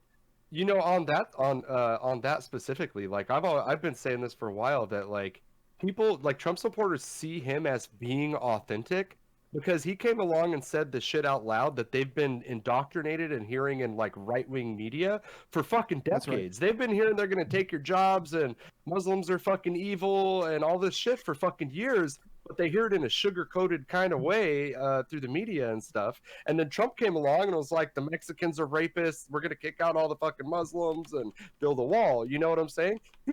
People have been talking about building a wall for fucking decades before Donald Trump came along and said, build a wall. Dude, seriously, if you grew up and you're white and you hung out with other white people, you've met somebody who said, build a wall and send the Mexicans across. You know what I'm saying? That's the fact of the matter. He just and came along and turned it into and that's why- WWE. Yeah, he's authentic to them. Exactly. And people do appreciate authenticity, you know? And also Bernie calling himself a socialist probably made him more popular than anything. Like, I don't know if a lot of people would even know who he was if he didn't openly claim to be a democratic socialist, right? Yeah, it was the right level of edgy for the political moment, right? For him to Right. really make a splash. Even though, like, to me, that wouldn't be edgy at all. But for the American populace, like, that was a huge thing to come along and be like, I'm running for president and I'm kind of a socialist. That was amazing. Yeah, and the big thing about that is that, like, when they actually give him the time and they listen to him talk, they're like, oh shit, I actually like this guy. Like, if any of you guys ever went and read through the YouTube comment section of the interview between Joe Rogan and Bernie Sanders, it's just full of a bunch of chuds that are like, oh my god, this guy's kind of awesome, actually. They told me he was crazy. Yeah, You know? I mean, like, I think by embracing these things, like, you saw Bernie Sanders on Fox News. He got, like, fucking standing ovations for just, like, coming out and saying socialist things, like advocating for policies, again, that tangibly improve the lives of people in this country. And I think that is quite simply the way forward. We need to embrace it. We need to market it on these terms and argue for it on these terms, because the biggest thing working against the Democratic Party right now is their weak policy. People aren't going to vote for a Democrat who's like, yeah, I support like a 5% tax decrease for those making over $45,000 a year. Like, that doesn't translate to anyone into like a tangible benefit, as opposed to like, yeah, I'm gonna give you fucking healthcare and you won't have to pay for it at a hospital. You won't get a hospital bill. Like, most people in this country know people who have been completely wiped out by having to get cancer treatments or like any other kind of surgery, really. Like, I had my gallbladder out last year and that cost me $3,000 with insurance. Most people in this country only have $400 for unexpected expenses. I was extremely fortunate that I had that money. the Democrats don't like really. we still say that number, but I don't. I bet you that number is not the same. Yeah, now. but I mean bet that you was number is pre-COVID. way Yeah. less The now. Democrats Yeah, that don't was really pre-COVID. resonate with people's material conditions in any sense. Like wow, you kneeled in what in the in what, where was it again? The That NFL. No, Nancy Pelosi and Chuck Oh, Schumer did that Oh, kneeling yeah. bullshit. Well, people Congress. in West When they wore the Virginia, Kunta class. Oh my yeah, fucking Yeah. god, that was the most cringe people, moment of the year, possibly. well, people in West Virginia like can't even drink from their tap Uh, water. Like they have water advisories every second goddamn week. Wow, Right. that's really Well, I mean, effective, guys. my Yeah. big concern now is that people's political imagination was stimulated by Bernie Sanders, but also that Mhm. in a lot of ways, like a Sanders-esque figure, or maybe even like a Corbyn-esque figure, represents the extent of their political imagination right now. Like, I don't want to get hung up on the idea that like this is the new benchmark for progressive politics. Like, we absolutely, the more that there is a crisis, and that's exponentially every day, the more that we need to be advancing the idea of what can help the people in this country and around the world, more than just getting, because a lot of people that I know, even the people who would say like, oh, I'm an anti-electoralist or anything, they still function as a Bernie-crat in a lot of Right. ways. And sure, I like a Bernie-crat. I'll get a beer with a Bernie-crat, but a Bernie-crat isn't going to get me healthcare. You know what I mean? I just don't have that faith anymore. I think that we're not living up to the political moment, right? Like, if Bernie was the Sure. best we had, like, he's great, but like that's the best. He was quite we he's got. quite on a global scale. He's quite centrist. Yeah, I mean, like, compared Sure, to yeah. this stuff. sure. In Europe, he would be a centrist. But Yeah. at the same time, we have to acknowledge, in the American context, he came closer to the White House than any socialist, or at the very least nominally socialist person ever has. And like, we need to recognize what in our own context that, like, in order to move the Overton window to the left, we need to actually have electoral victories. Otherwise, then, like, the only option is revolution, and like, I would much rather win via electoral means than a revolutionary means. And Well, I mean, think it's So, what? I do well, believe yeah, that Republican it's the thing is though, is it's like when you have those big changes that like save the system, you just end up right back where we are now. Like, what did FDR say when he passed the New Deal? He said, I saved capitalism. Right. He didn't say I instated socialism or I helped people. He said I saved the economic system that makes my friends rich. Yeah. So I'm just worried that there's going to be another folding of that, and we're gonna, even if we ended up with a Bernie Nordic model quasi social safety net, not really socialist at all, but calls itself socialist kind of government, how long would it be until we're right back here, or until we see then- like fascists take power in a social democratic context like has happened before? But then we have to keep fighting. Like, obviously, like, it's not good enough if we just achieve like better capitalism. We have to keep fighting. Like, Well, I don't think the, that the entire point of me fighting for these things is to make lives better for people. So, like, yeah, if we can achieve a better form of capitalism, that's great. It's not good enough, but that's way better than what we have right now. If people aren't dying because they don't have health care, which they do right I mean, now. I'll take the Nordic model, just as a little snack, as a teaser. Yeah. As a Appetizer. treat, as the meme would say. Oh, but that's the thing. But to then the start Nordic off model with. countries didn't become communist down the road. That's the your thing. Right. voice is They're cracking still again, by Nordic the model. way. Shit. Well, I mean, I've said Uh, this before in my stream many times before, and I'll say it again. We may be struggling our entire lives. We're rolling this big boulder up a hill, and we may never achieve that boulder, getting that boulder up there. But what we are doing is we're making that boulder easier to bring up the hill for the next generation. Is what we are most likely doing. So And I mean, I think you like- know what? Can I just say one thing real quick though? Because yeah, that is what we're doing, but we also we have to, and I feel like it's a blinder for a lot of people, progressives in general, that we are kind of out of fucking time. You know what I'm saying? Yeah. Like, because if we move beyond coronavirus crisis, and start broadening out what we're talking about here today, which I mean, we're talking about a lot of things. I mean, climate scientists are saying fucking 10 years, and that was like 2 fucking years ago, right? And now they're already saying that like we've probably already reached the point of no return on emissions, to where just going down to zero emissions isn't going to cut it. We also have to actually scrub CO2 from the fucking atmosphere, right? Like we're out of fucking time. So Yeah. I don't know if we have time to keep trying to implement or to do the same thing that's like So then what do you think we change should over a do? long So, period. wait, You Or know, what should we do okay, then? wait. I think Wait. we do need multiple it needs to be a multi-pronged approach. Obviously you're not going to just give up on electoral politics, you know, but we have to be more targeted and focused. Like Well- it seems like we get big coalitions that come out when there's a presidential election, right?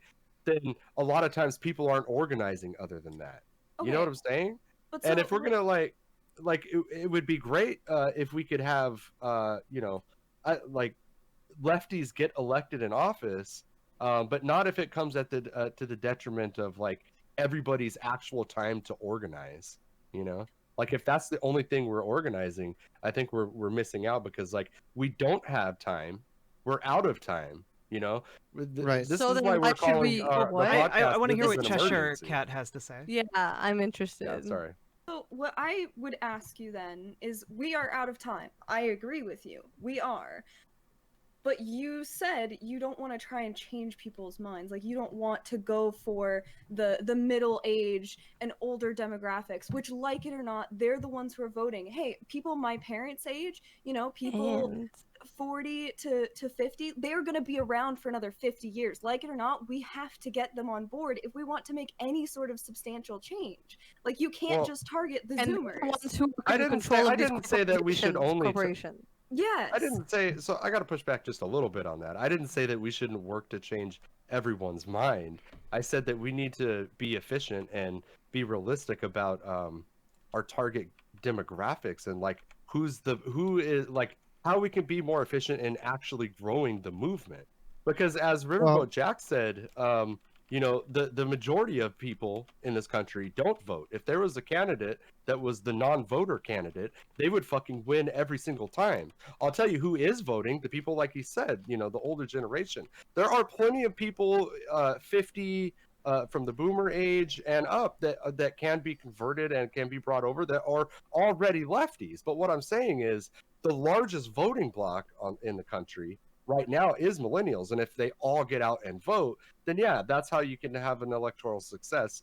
You know, Well, the but I'm thing not with saying that, we don't work to win them over. I'm saying that's not like shouldn't be the absolute priority. You know, well, it's as like far that's as- why I say like storm the castle in the Republican level, because people don't look at local elections on a local level. Storm the castle and you know, be a Republican with progressive ideas. But you know what? Chances are they're not gonna actually care about your policies. They're just gonna see the R next to your name and be like, okay, I want that, and that's what they're most likely gonna do. And Republicans tend to win on smaller in smaller towns and cities. And Well, I I- think that's where you can get in there with Yes. the things like workers' rights, you know, anti-government, I mean, big corporations. I think you can push anti-big corporations among a lot of right-wingers. Yes. Like, I think that's yeah, how. fascists already do, like Tucker Carlson.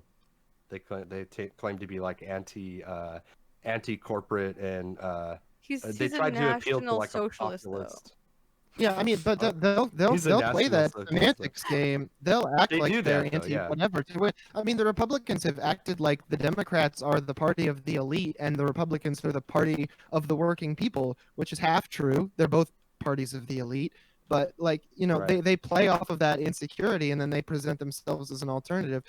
But I mean, so then also that's- my question is, like, if you want to motivate people politically, whether it's for an electoral end or not, elections aren't the only way to do that. Getting a candidate in isn't the only way to do that. Like, if we had a broad socialist movement out here supporting like tenants unions in the face of the looming eviction crisis, that might be enough to get a political movement going that could result in whatever aim you wanted, whether it was a socialist president or a revolution or anything in between.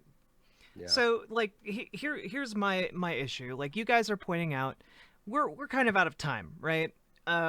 like the time for us to like build tenants unions, maybe the homeless crisis that's looming in like 2 or 3 weeks, maybe that will like become a catalyst for like tenants unions. That would be incredible. I hope it happens. But I think because we are out of time, because we are out of this, the storming the castle, if someone lives in a deeply red district, please get involved in your local politics. If you live in a deeply blue district, get involved in your local politics. Like, when I say this, like, run for fucking office, because we need as many people as possible to run for office and to get into these levers of power so that we can not just exert external pressure, which is going to happen regardless of whether we want it to happen or not, because of just the material conditions, worsening and worsening due to climate change, due to COVID-19, due to all these other factors.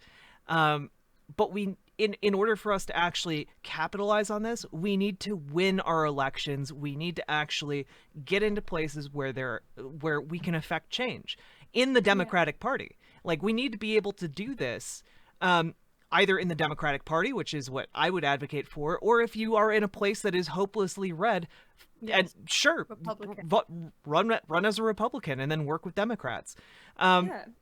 These are things that we need to do. This is really where we're at. And I don't want to belittle like outside organizers or people who are trying to build up unions. That is all very, very vital work as well.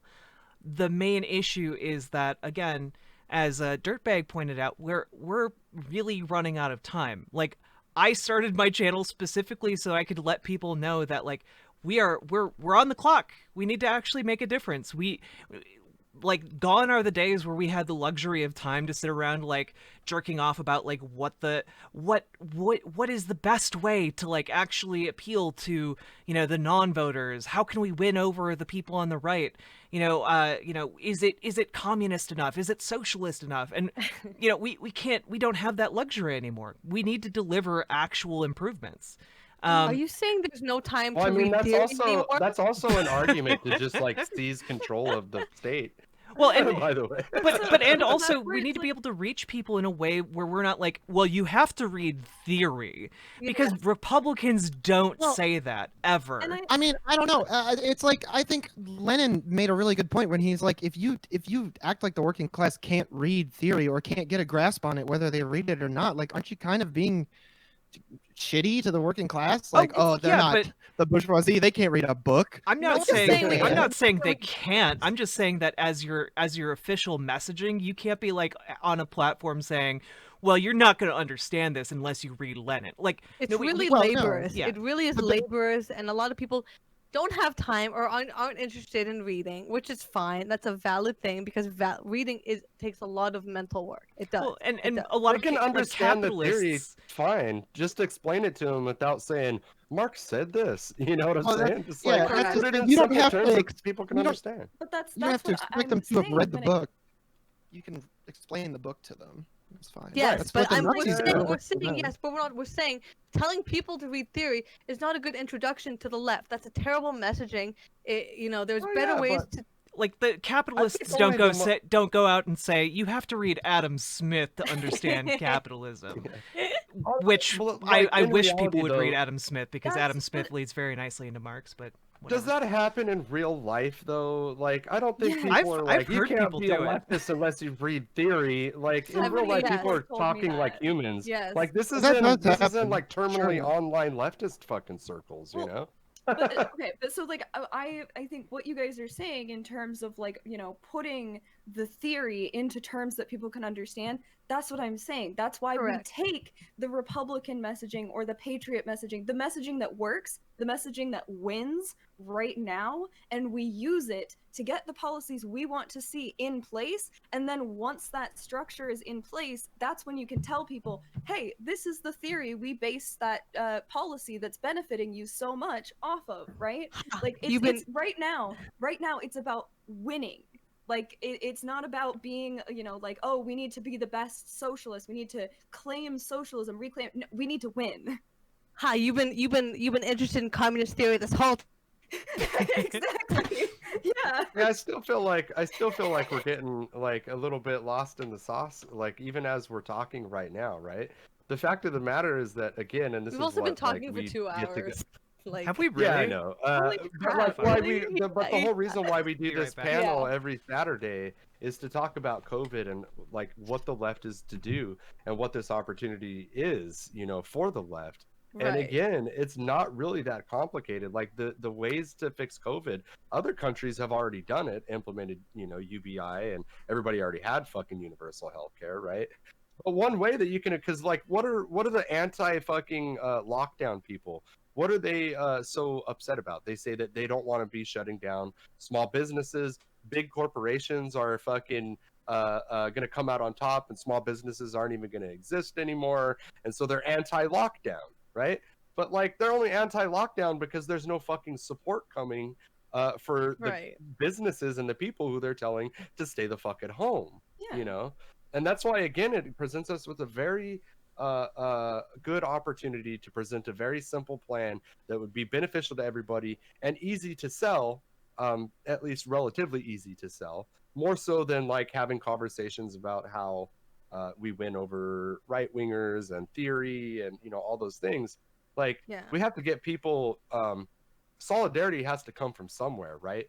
And that's going to come from a place where, like it or not, here in America, people care about themselves and they want to know how they personally are going to benefit, And if businesses are going to be shut down, and you can tell, look, businesses are going to shut down.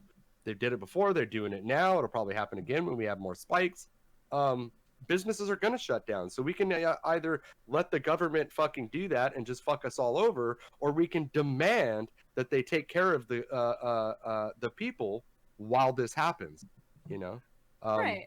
And that's I think that's why you need to approach it from a position that isn't like, it doesn't look like socialism, because people are inherently going to be resistant to that idea. Like it or not, in the United States, we just hate socialism, the word. People don't understand what it is. So that's why I think if you can present those ideas in a way that is more neutral and appealing to middle class, centrist, or right-wing voters, I think you're much more likely to get them on board, because they are saying those things that are essentially left-wing concerns, but they don't want to agree with the left, which is why you have to like Trojan horse it into into actual policy. Ooh. Right. Well, In a get sense, that. this is what I'm talking about. In a sense, this is what I'm talking about. Because, like, when you're talking about, listen, if business is closed, people have to be fucking taken care of. That's not a political, that's a common fucking sense argument. You know what I'm saying? So, yeah, in a sense, you want to appeal to people in a non-political way, if you can. Again, I just think when it comes to the labels, like, they're gonna call it socialist no matter what. If we're calling for UBI and universal healthcare, they're gonna be like communism. Well, what about when how do you set up a socialist movement? Like, even if you're not like calling it socialism at first, but that like destigmatizes the idea, because eventually somebody's going to realize, like, hey, these workers' rights and stuff, this is actually what the socialists were talking about the whole time. Yeah. Hey, And when they get to that, oddly familiar. yeah, when they get to that point, it's like, how do we have already Trojan horsed them or whatever into realizing that that's actually not a bad thing, right? Like, how do we just have to give them so much up front that they can't ever possibly like walk away from it? I mean, or I don't know. I mean, that's basically what it would be, right? Is that you give them, you come from a, let's just say, as a Republican, right? It's theoretically, you ran as a Republican president, but secretly, you're a progressive, right? And you won. You'd get into office, implement universal health care, taxes on the rich, and some basic like wealth redistribution kind of stuff, right? Enough to raise the average majority of people like out of poverty to a place where they're not going to want to go back, right? Like that would be the goal, would be to get it to a place where people aren't going to want to go back, because then they would be giving up the quality of life that they've acquired. And I think people were fine with the Trump checks, right? Which, if it had actually been on a monthly basis, would have been relatively similar to a UBI. Republicans were fine with that. That's a pretty, like, left-wingy kind of thing to do. And so I think that's why, if you come from a perspective that Republicans feel comfortable with, they'll be okay with those policies, even though they are inherently left-wing. And Well, I mean, that's interesting because it's like, who's policy-wise, who's the most quote-unquote left-wing president of the last 50 years? Probably Richard Nixon, right? Like, in all honesty, like, did the most to expand social benefits, didn't cut back any kind of like existing social infrastructure for people, but he was still a republic. Like, it didn't. I don't know. I'm having trouble working through the dissonance of this. I mean, it's fundamentally like an issue of dealing with marketing. Like, in places where, changing the labels, changing the rhetoric works, then yeah, maybe we should change the marketing and change the rhetoric and change the labels if that gets people to a position where we can tangibly improve their lives.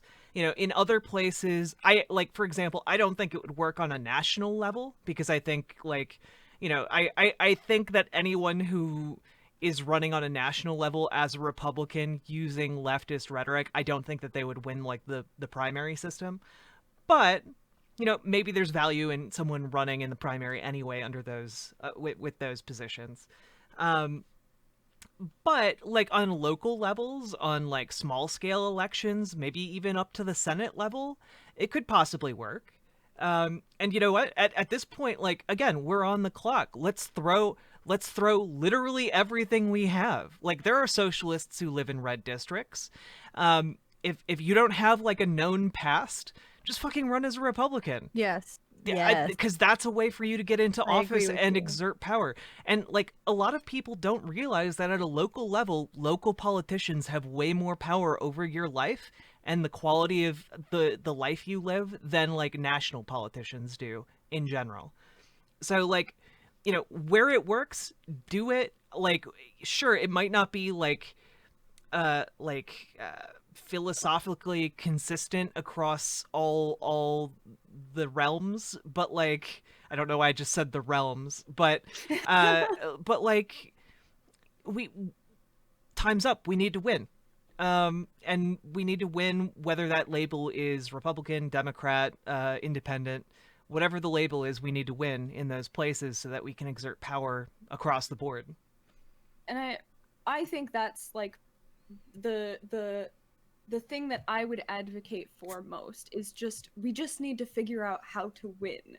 Like, that's what's really important. And that's, I think, why the Republicans, the conservatives, win so frequently, is they don't care about their principles. They don't care about, whether or not their ideas are consistent or contradictory, right? They just want to win. And then once they've won, they implement policies that will lead to their ultimate goal, which... Well, let's also be real. Let's also be realistic about this, because the actual reason why Republicans win is because of massive voter suppression and fucking crazy ass gerrymandering. Correct. Mm-hmm.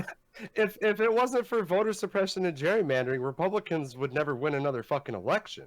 So like, I'm really not convinced. Like, this is what I'm saying. Like, we can't put all faith in our electoral system. Well, because it's fucking fundamentally flawed and broken. Well, right. I don't think any of us here are advocating for people to just like go vote and then that's it, right? Yeah.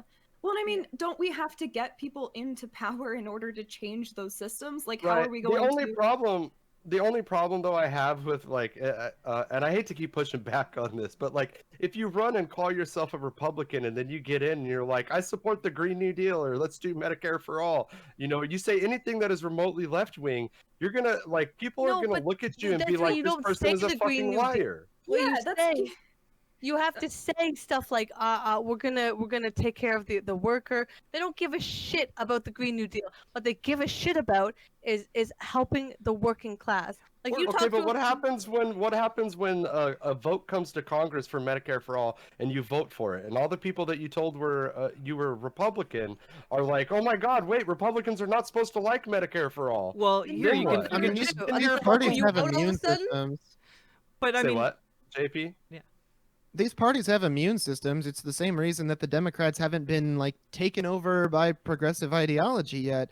It's because it's all been localized into one little area of politics that isn't even really considered Democrat politics. They're like an aberration in the Democratic Party. I think the Republicans are going to have a much lower tolerance for that. Part of the ideological strength of the Republican Party has been that even when they're totally obviously wrong or wildly incoherent, they all get in lockstep with each other.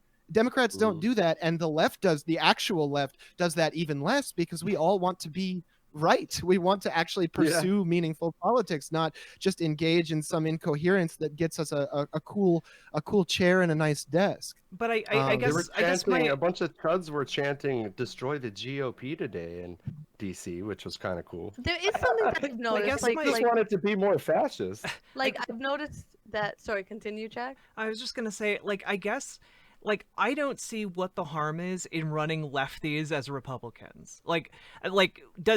It doesn't have to be like the cornerstone of our strategy at all. But like Well- in places where there isn't like other political means to get into positions of power, why not try?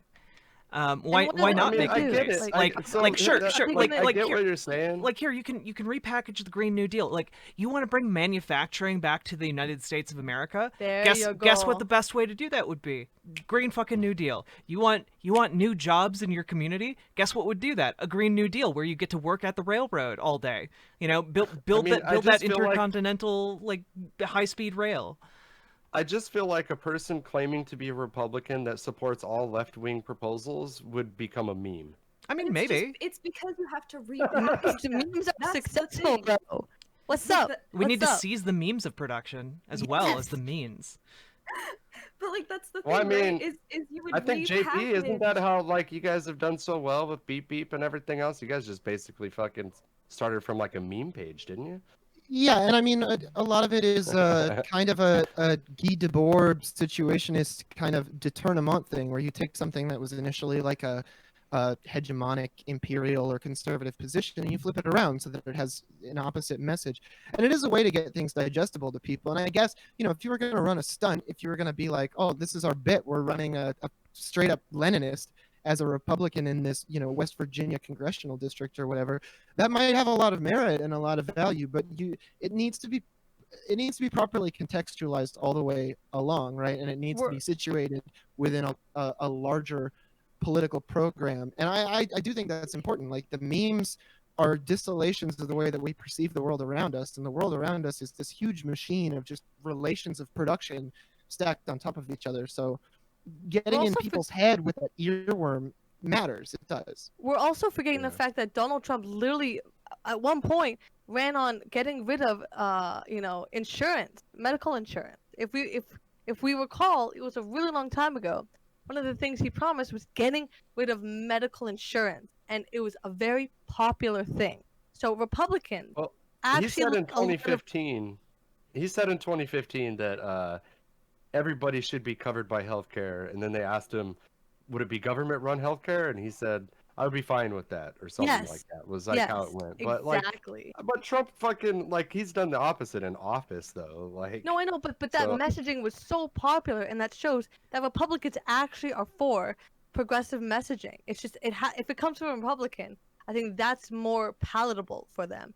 If it comes Yeah. from a right winger. Yeah, I mean, it's the difference between like how the Affordable Care Act polls relatively well, whereas the Obamacare, immediately tanks among Republicans.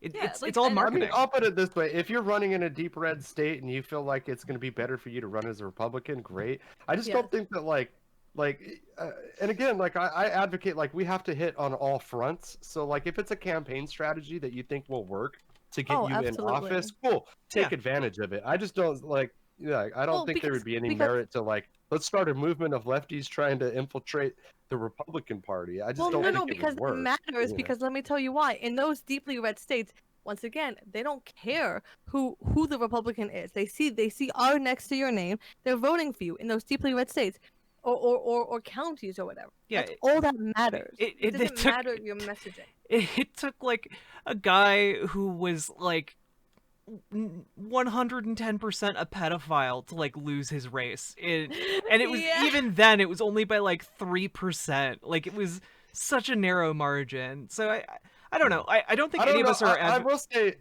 Oh, I was Yeah, just no, gonna sorry, say, go I ahead. don't think any of us are advocating this as like a cornerstone policy that like, you know, we start this national movement, but like, you know, if you want to be politically engaged, if you want to be like, you know, part of trying to make your community better, like, and this is the best way you can see forward, then yeah, why the fuck not? Go for it. Mm-hmm.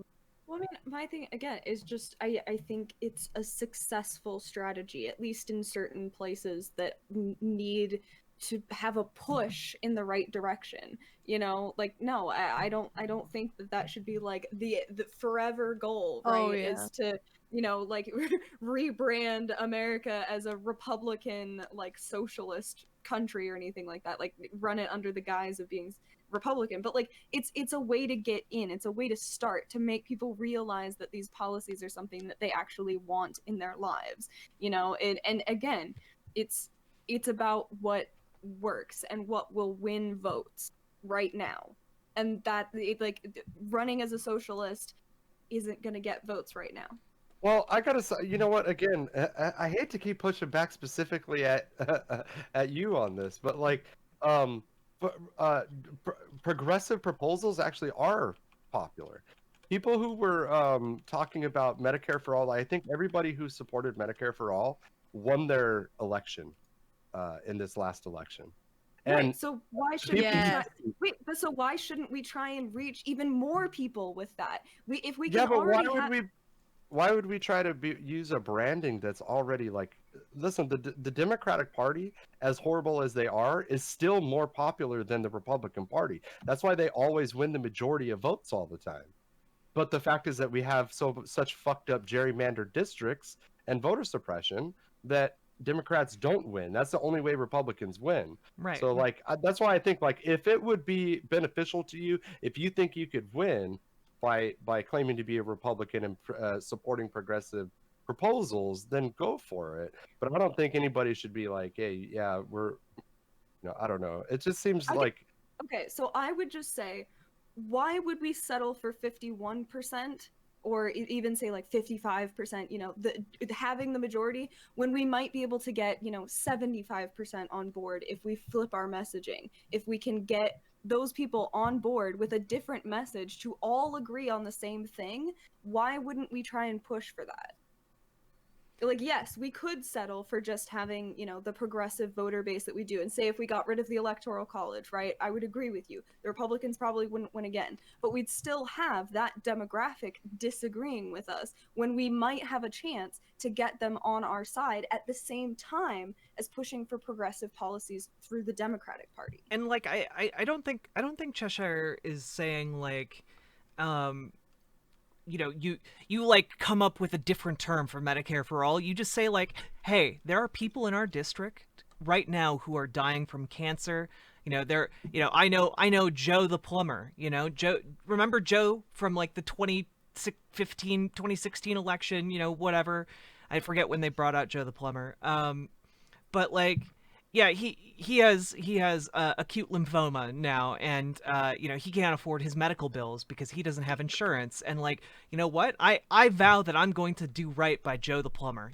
I'm going to do everything I can to make sure he and his family are taken care of. Blah blah blah. And then when Medicare for all comes to a vote, you vote for it.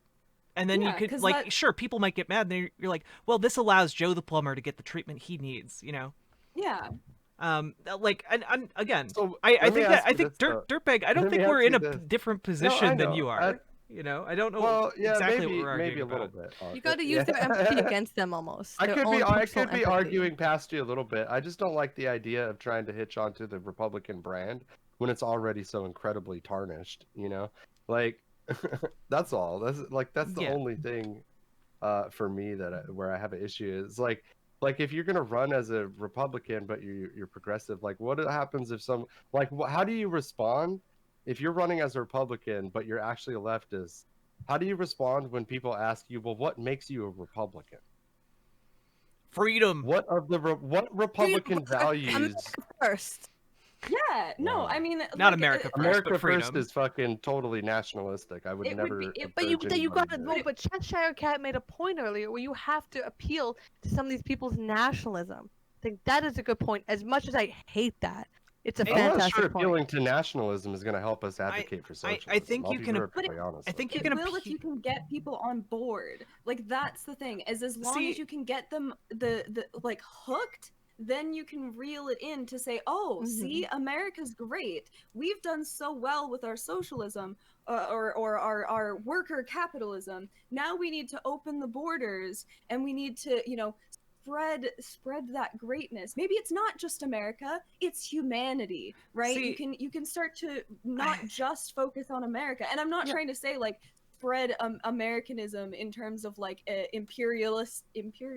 imperialistically, I don't know, whatever, like taking over other places. I mean, like trying to open people's minds to being like, see, America's done really well. Let's try and raise up the rest of the world so we can be one human species and appeal to like an earth nationalism. I don't think that we even have to go into nationalism. All we have to do is talk about, you like freedom, you like Yes. democracy. Do you like veterans having homes and healthcare? Honestly, Like things like right. this, I I think love we I can hate run to it. I on. love think- it, Jack. I honestly hate to think that this entire conversation has now for like an hour revolved around how we can fucking like backdoor ourselves into the Republican Party and act like we're fucking America First patriots so that we can somehow red pill fucking conservatives and shit. Well, I mean, the messaging is important, though. These things are all Yeah. important. The whole point of us being on Twitch is to help convince people to come to the left. That is the purpose of us at the end of the day. And that kind of messaging is important in terms of us. We have to convince people that we are like our ideas are the best ideas, And I the best, the and again- greatest. Well, see, And but again, I that's d- what I say. We do need to convince people that our ideas are the best ideas, and we don't have to call ourselves Republicans to do that. But- And we don't have to wrap it up in This a, can be- a nationalistic, patriotic kind of thing. You You can switch still a say party. like You can switch a America's party, great, though, friend. but but You whatever. can switch a party like that if you wanted to. The Republican You doesn't can have to switch be states tied. too, but like right? that, States are red until they're blue. but like so in this America. this is That's how it's always been. I guess So- where Texas I'm was at, a blue right? state for like, fucking ever. You've already said that like Republicans wouldn't win except for gerrymandering, and I agree with you, but we have to contend with the fact that gerrymandering exists right now, right? So like until gerrymandering is fixed and like until we have gotten to places where we can affect that change, like we have to contend with the fact that it's a political reality. So like in places Yes. where like you can't necessarily win because of gerrymandering, why not? Like I think we're in the same position. Like that you've just said. think Like that if you can't win any other way, then sure, why not? I gotta tell you, I just feel like, in my opinion, it would make people feel like you're fucking patronizing them. But you Like, how have dumb but- do you think I am? I know you're not a fucking Republican. Well, but that's the thing. Is it's not. Listen to you It talk. doesn't have to be disingenuous, right? Like it doesn't. It doesn't have doesn't. to be. Like I care about workers. I care about freedom, about individual rights. I care about making my community better, about not having the government run my life. Those are all things that I 100% believe in and I 100% stand by. The only thing that's changing is the way I talk about it, the way that I make those ideas come forth, right? The wording you use, instead of, saying that like, you want to advocate for the collective, you want to support your community instead and especially, sorry, continue. Oh, that's pretty much it. But just like it's not that your principles are changing; it's just the way that you market them, the verbiage that you use that changes. Right. The one And especially in local elections where it's mainly there's a lot of places where they see Democratic and they immediately don't like it because you look at, and I've talked to Freems about this, you look at places like West Virginia where someone is running as a Democrat and they're advocating for workers' rights, but because they've been so disenfranchised by the Democratic Party and so backstabbed, they don't give a shit. They will never vote Democratic again. They will only vote Republican because the Republicans speak to them. And that's why I say maybe try running as a Republican on a local level in these deeply, deeply, deeply red counties, at least. Because they feel more connected to Republicans than they do Democrats right now.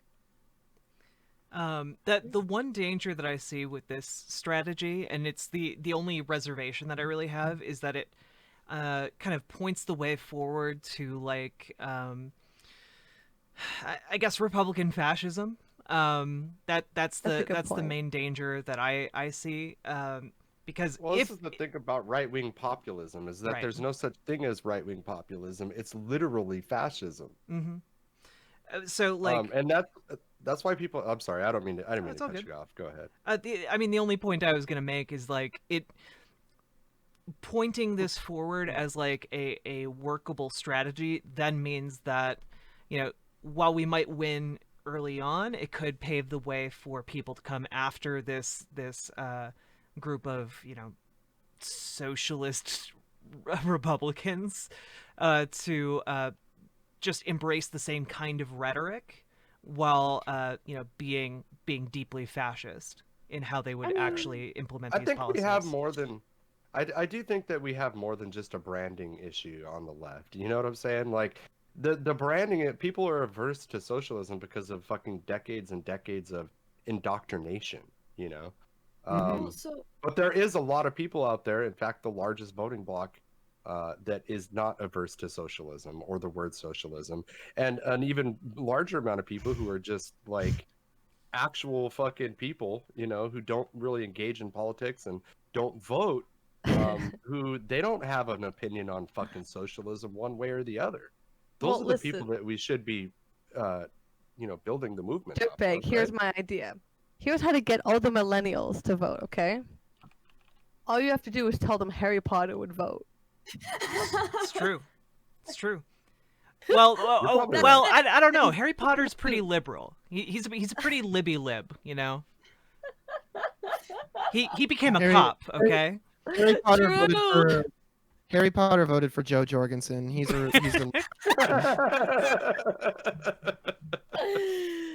Oh fuck, dude, you're probably right. Yeah, and he got really mad at Ron Weasley for voting for Howie Hawkins. Oh gosh, yeah. Those are all the Harry Potter jokes I'm doing tonight, everybody. Thank you. Yeah, Harry changed his Patronus to "Don't tread on me, Snake." Okay, all right. Yeah. I think at the end of the day, though, like whatever strategy you can use to win, we should. But I think one thing that's going to be vital for us, whatever leftist project we have going on right now, is that leftists come together from all across the spectrum, and we put together like a list of fucking demands that isn't like 10 fucking, you know, or like a book long, you know, like like it's simple, it's easy for people to grasp. It will specifically help people right now, and that coronavirus like a pamphlet gives us or like a a manifesto, pamphlet or maybe a manifesto. Yeah, exactly. Yeah. And, you know, it's funny that you say that, because we started a Discord literally just called the Manifesto, because we're trying to craft a manifesto around coronavirus. But like the thing is that like that's what we need. We need something simple that people can grasp, that relates to them, that that everybody can fight for, you know. And we need it immediately. So I hope everybody will fucking join that Discord. Actually, you'd have to ask Doc Midnight, who isn't even here today. What an asshole. No, I'm kidding. Leftist thinking. I don't have a link to it. This is why we can't organize. You're gonna make him feel worse than he already does. It's okay. It's okay. Yeah, but I don't know. I feel like it can't be just like we do have to hit on all fronts, and you know, if running as a Republican in a red district does it, do it. If organizing your own community to make sure that people are have fucking food to eat during this crisis, you know, do that. If you're going to work to get a leftist elected, do that. Actually, a really good There's a person lot of to things we can do, but we need a to really good unify person under to a simple. talk about this kind of stuff is Bleep Blomp Ben. He's Yeah. all about this electoralism and the process of it and local elections. So I highly suggest you guys follow him too. He's fantastic. Yeah. I just think, yeah, electoralism isn't going to be our golden ticket. Well, yeah. I mean, like it's No like one's saying that it is. it's like by the way. Noam Chomsky says. You know, you go vote, but also don't let that be the only thing you do. Whether just it's getting your foot advocacy in the or door. organizing, go do something else too. Mutual aid. Mutual aid, yeah. Go run a rib joint for your protesting friends. I wish we could start like a fund for people to go on strike. You know what I'm saying? That'd be so Like- sweet. So yeah. Like if A lot like of just unions do- crowdsource. A lot of unions that? do accept donations to their strike funds. I know not You're all of them crackly do. again, Some by of the it has way. to be union Crackly. membership. You're crackly. Oh, yeah, Can my I thing is just- connecting Can I up. just take It's a second unfortunate.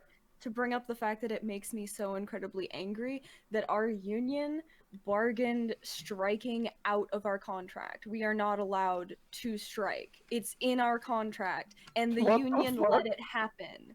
What Yeah. a union, dude. What a union are you union. part of? Union. It's How are you supposed? How do you guys exert any leverage over the fucking like your negotiating power?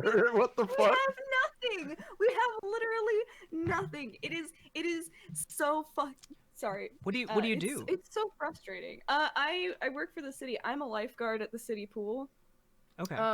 So like our department doesn't have that much weight, which is why it's kind of concerning that my department, me and my friend who's also a big lefty, like we're the only people like rallying the troops, trying to get everybody on board to push for hazard pay.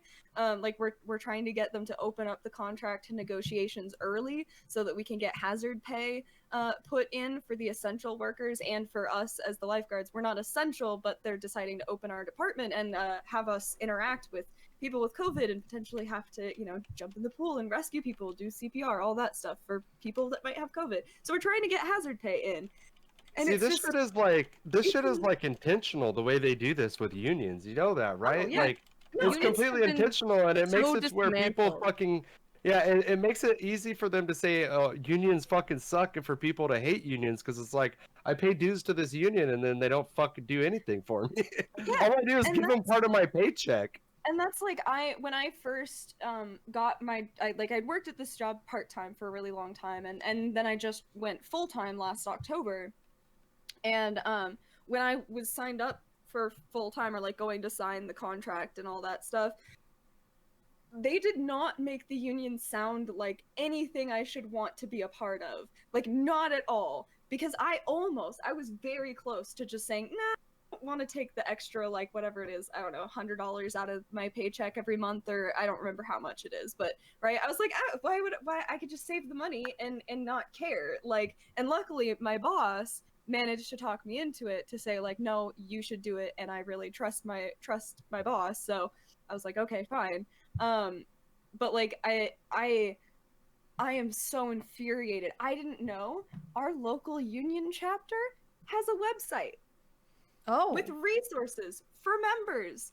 I did not. I've worked I here just for wonder- a fucking year, And no I one didn't told know you? that. No. I just no wonder, one like, what told me. negotiating.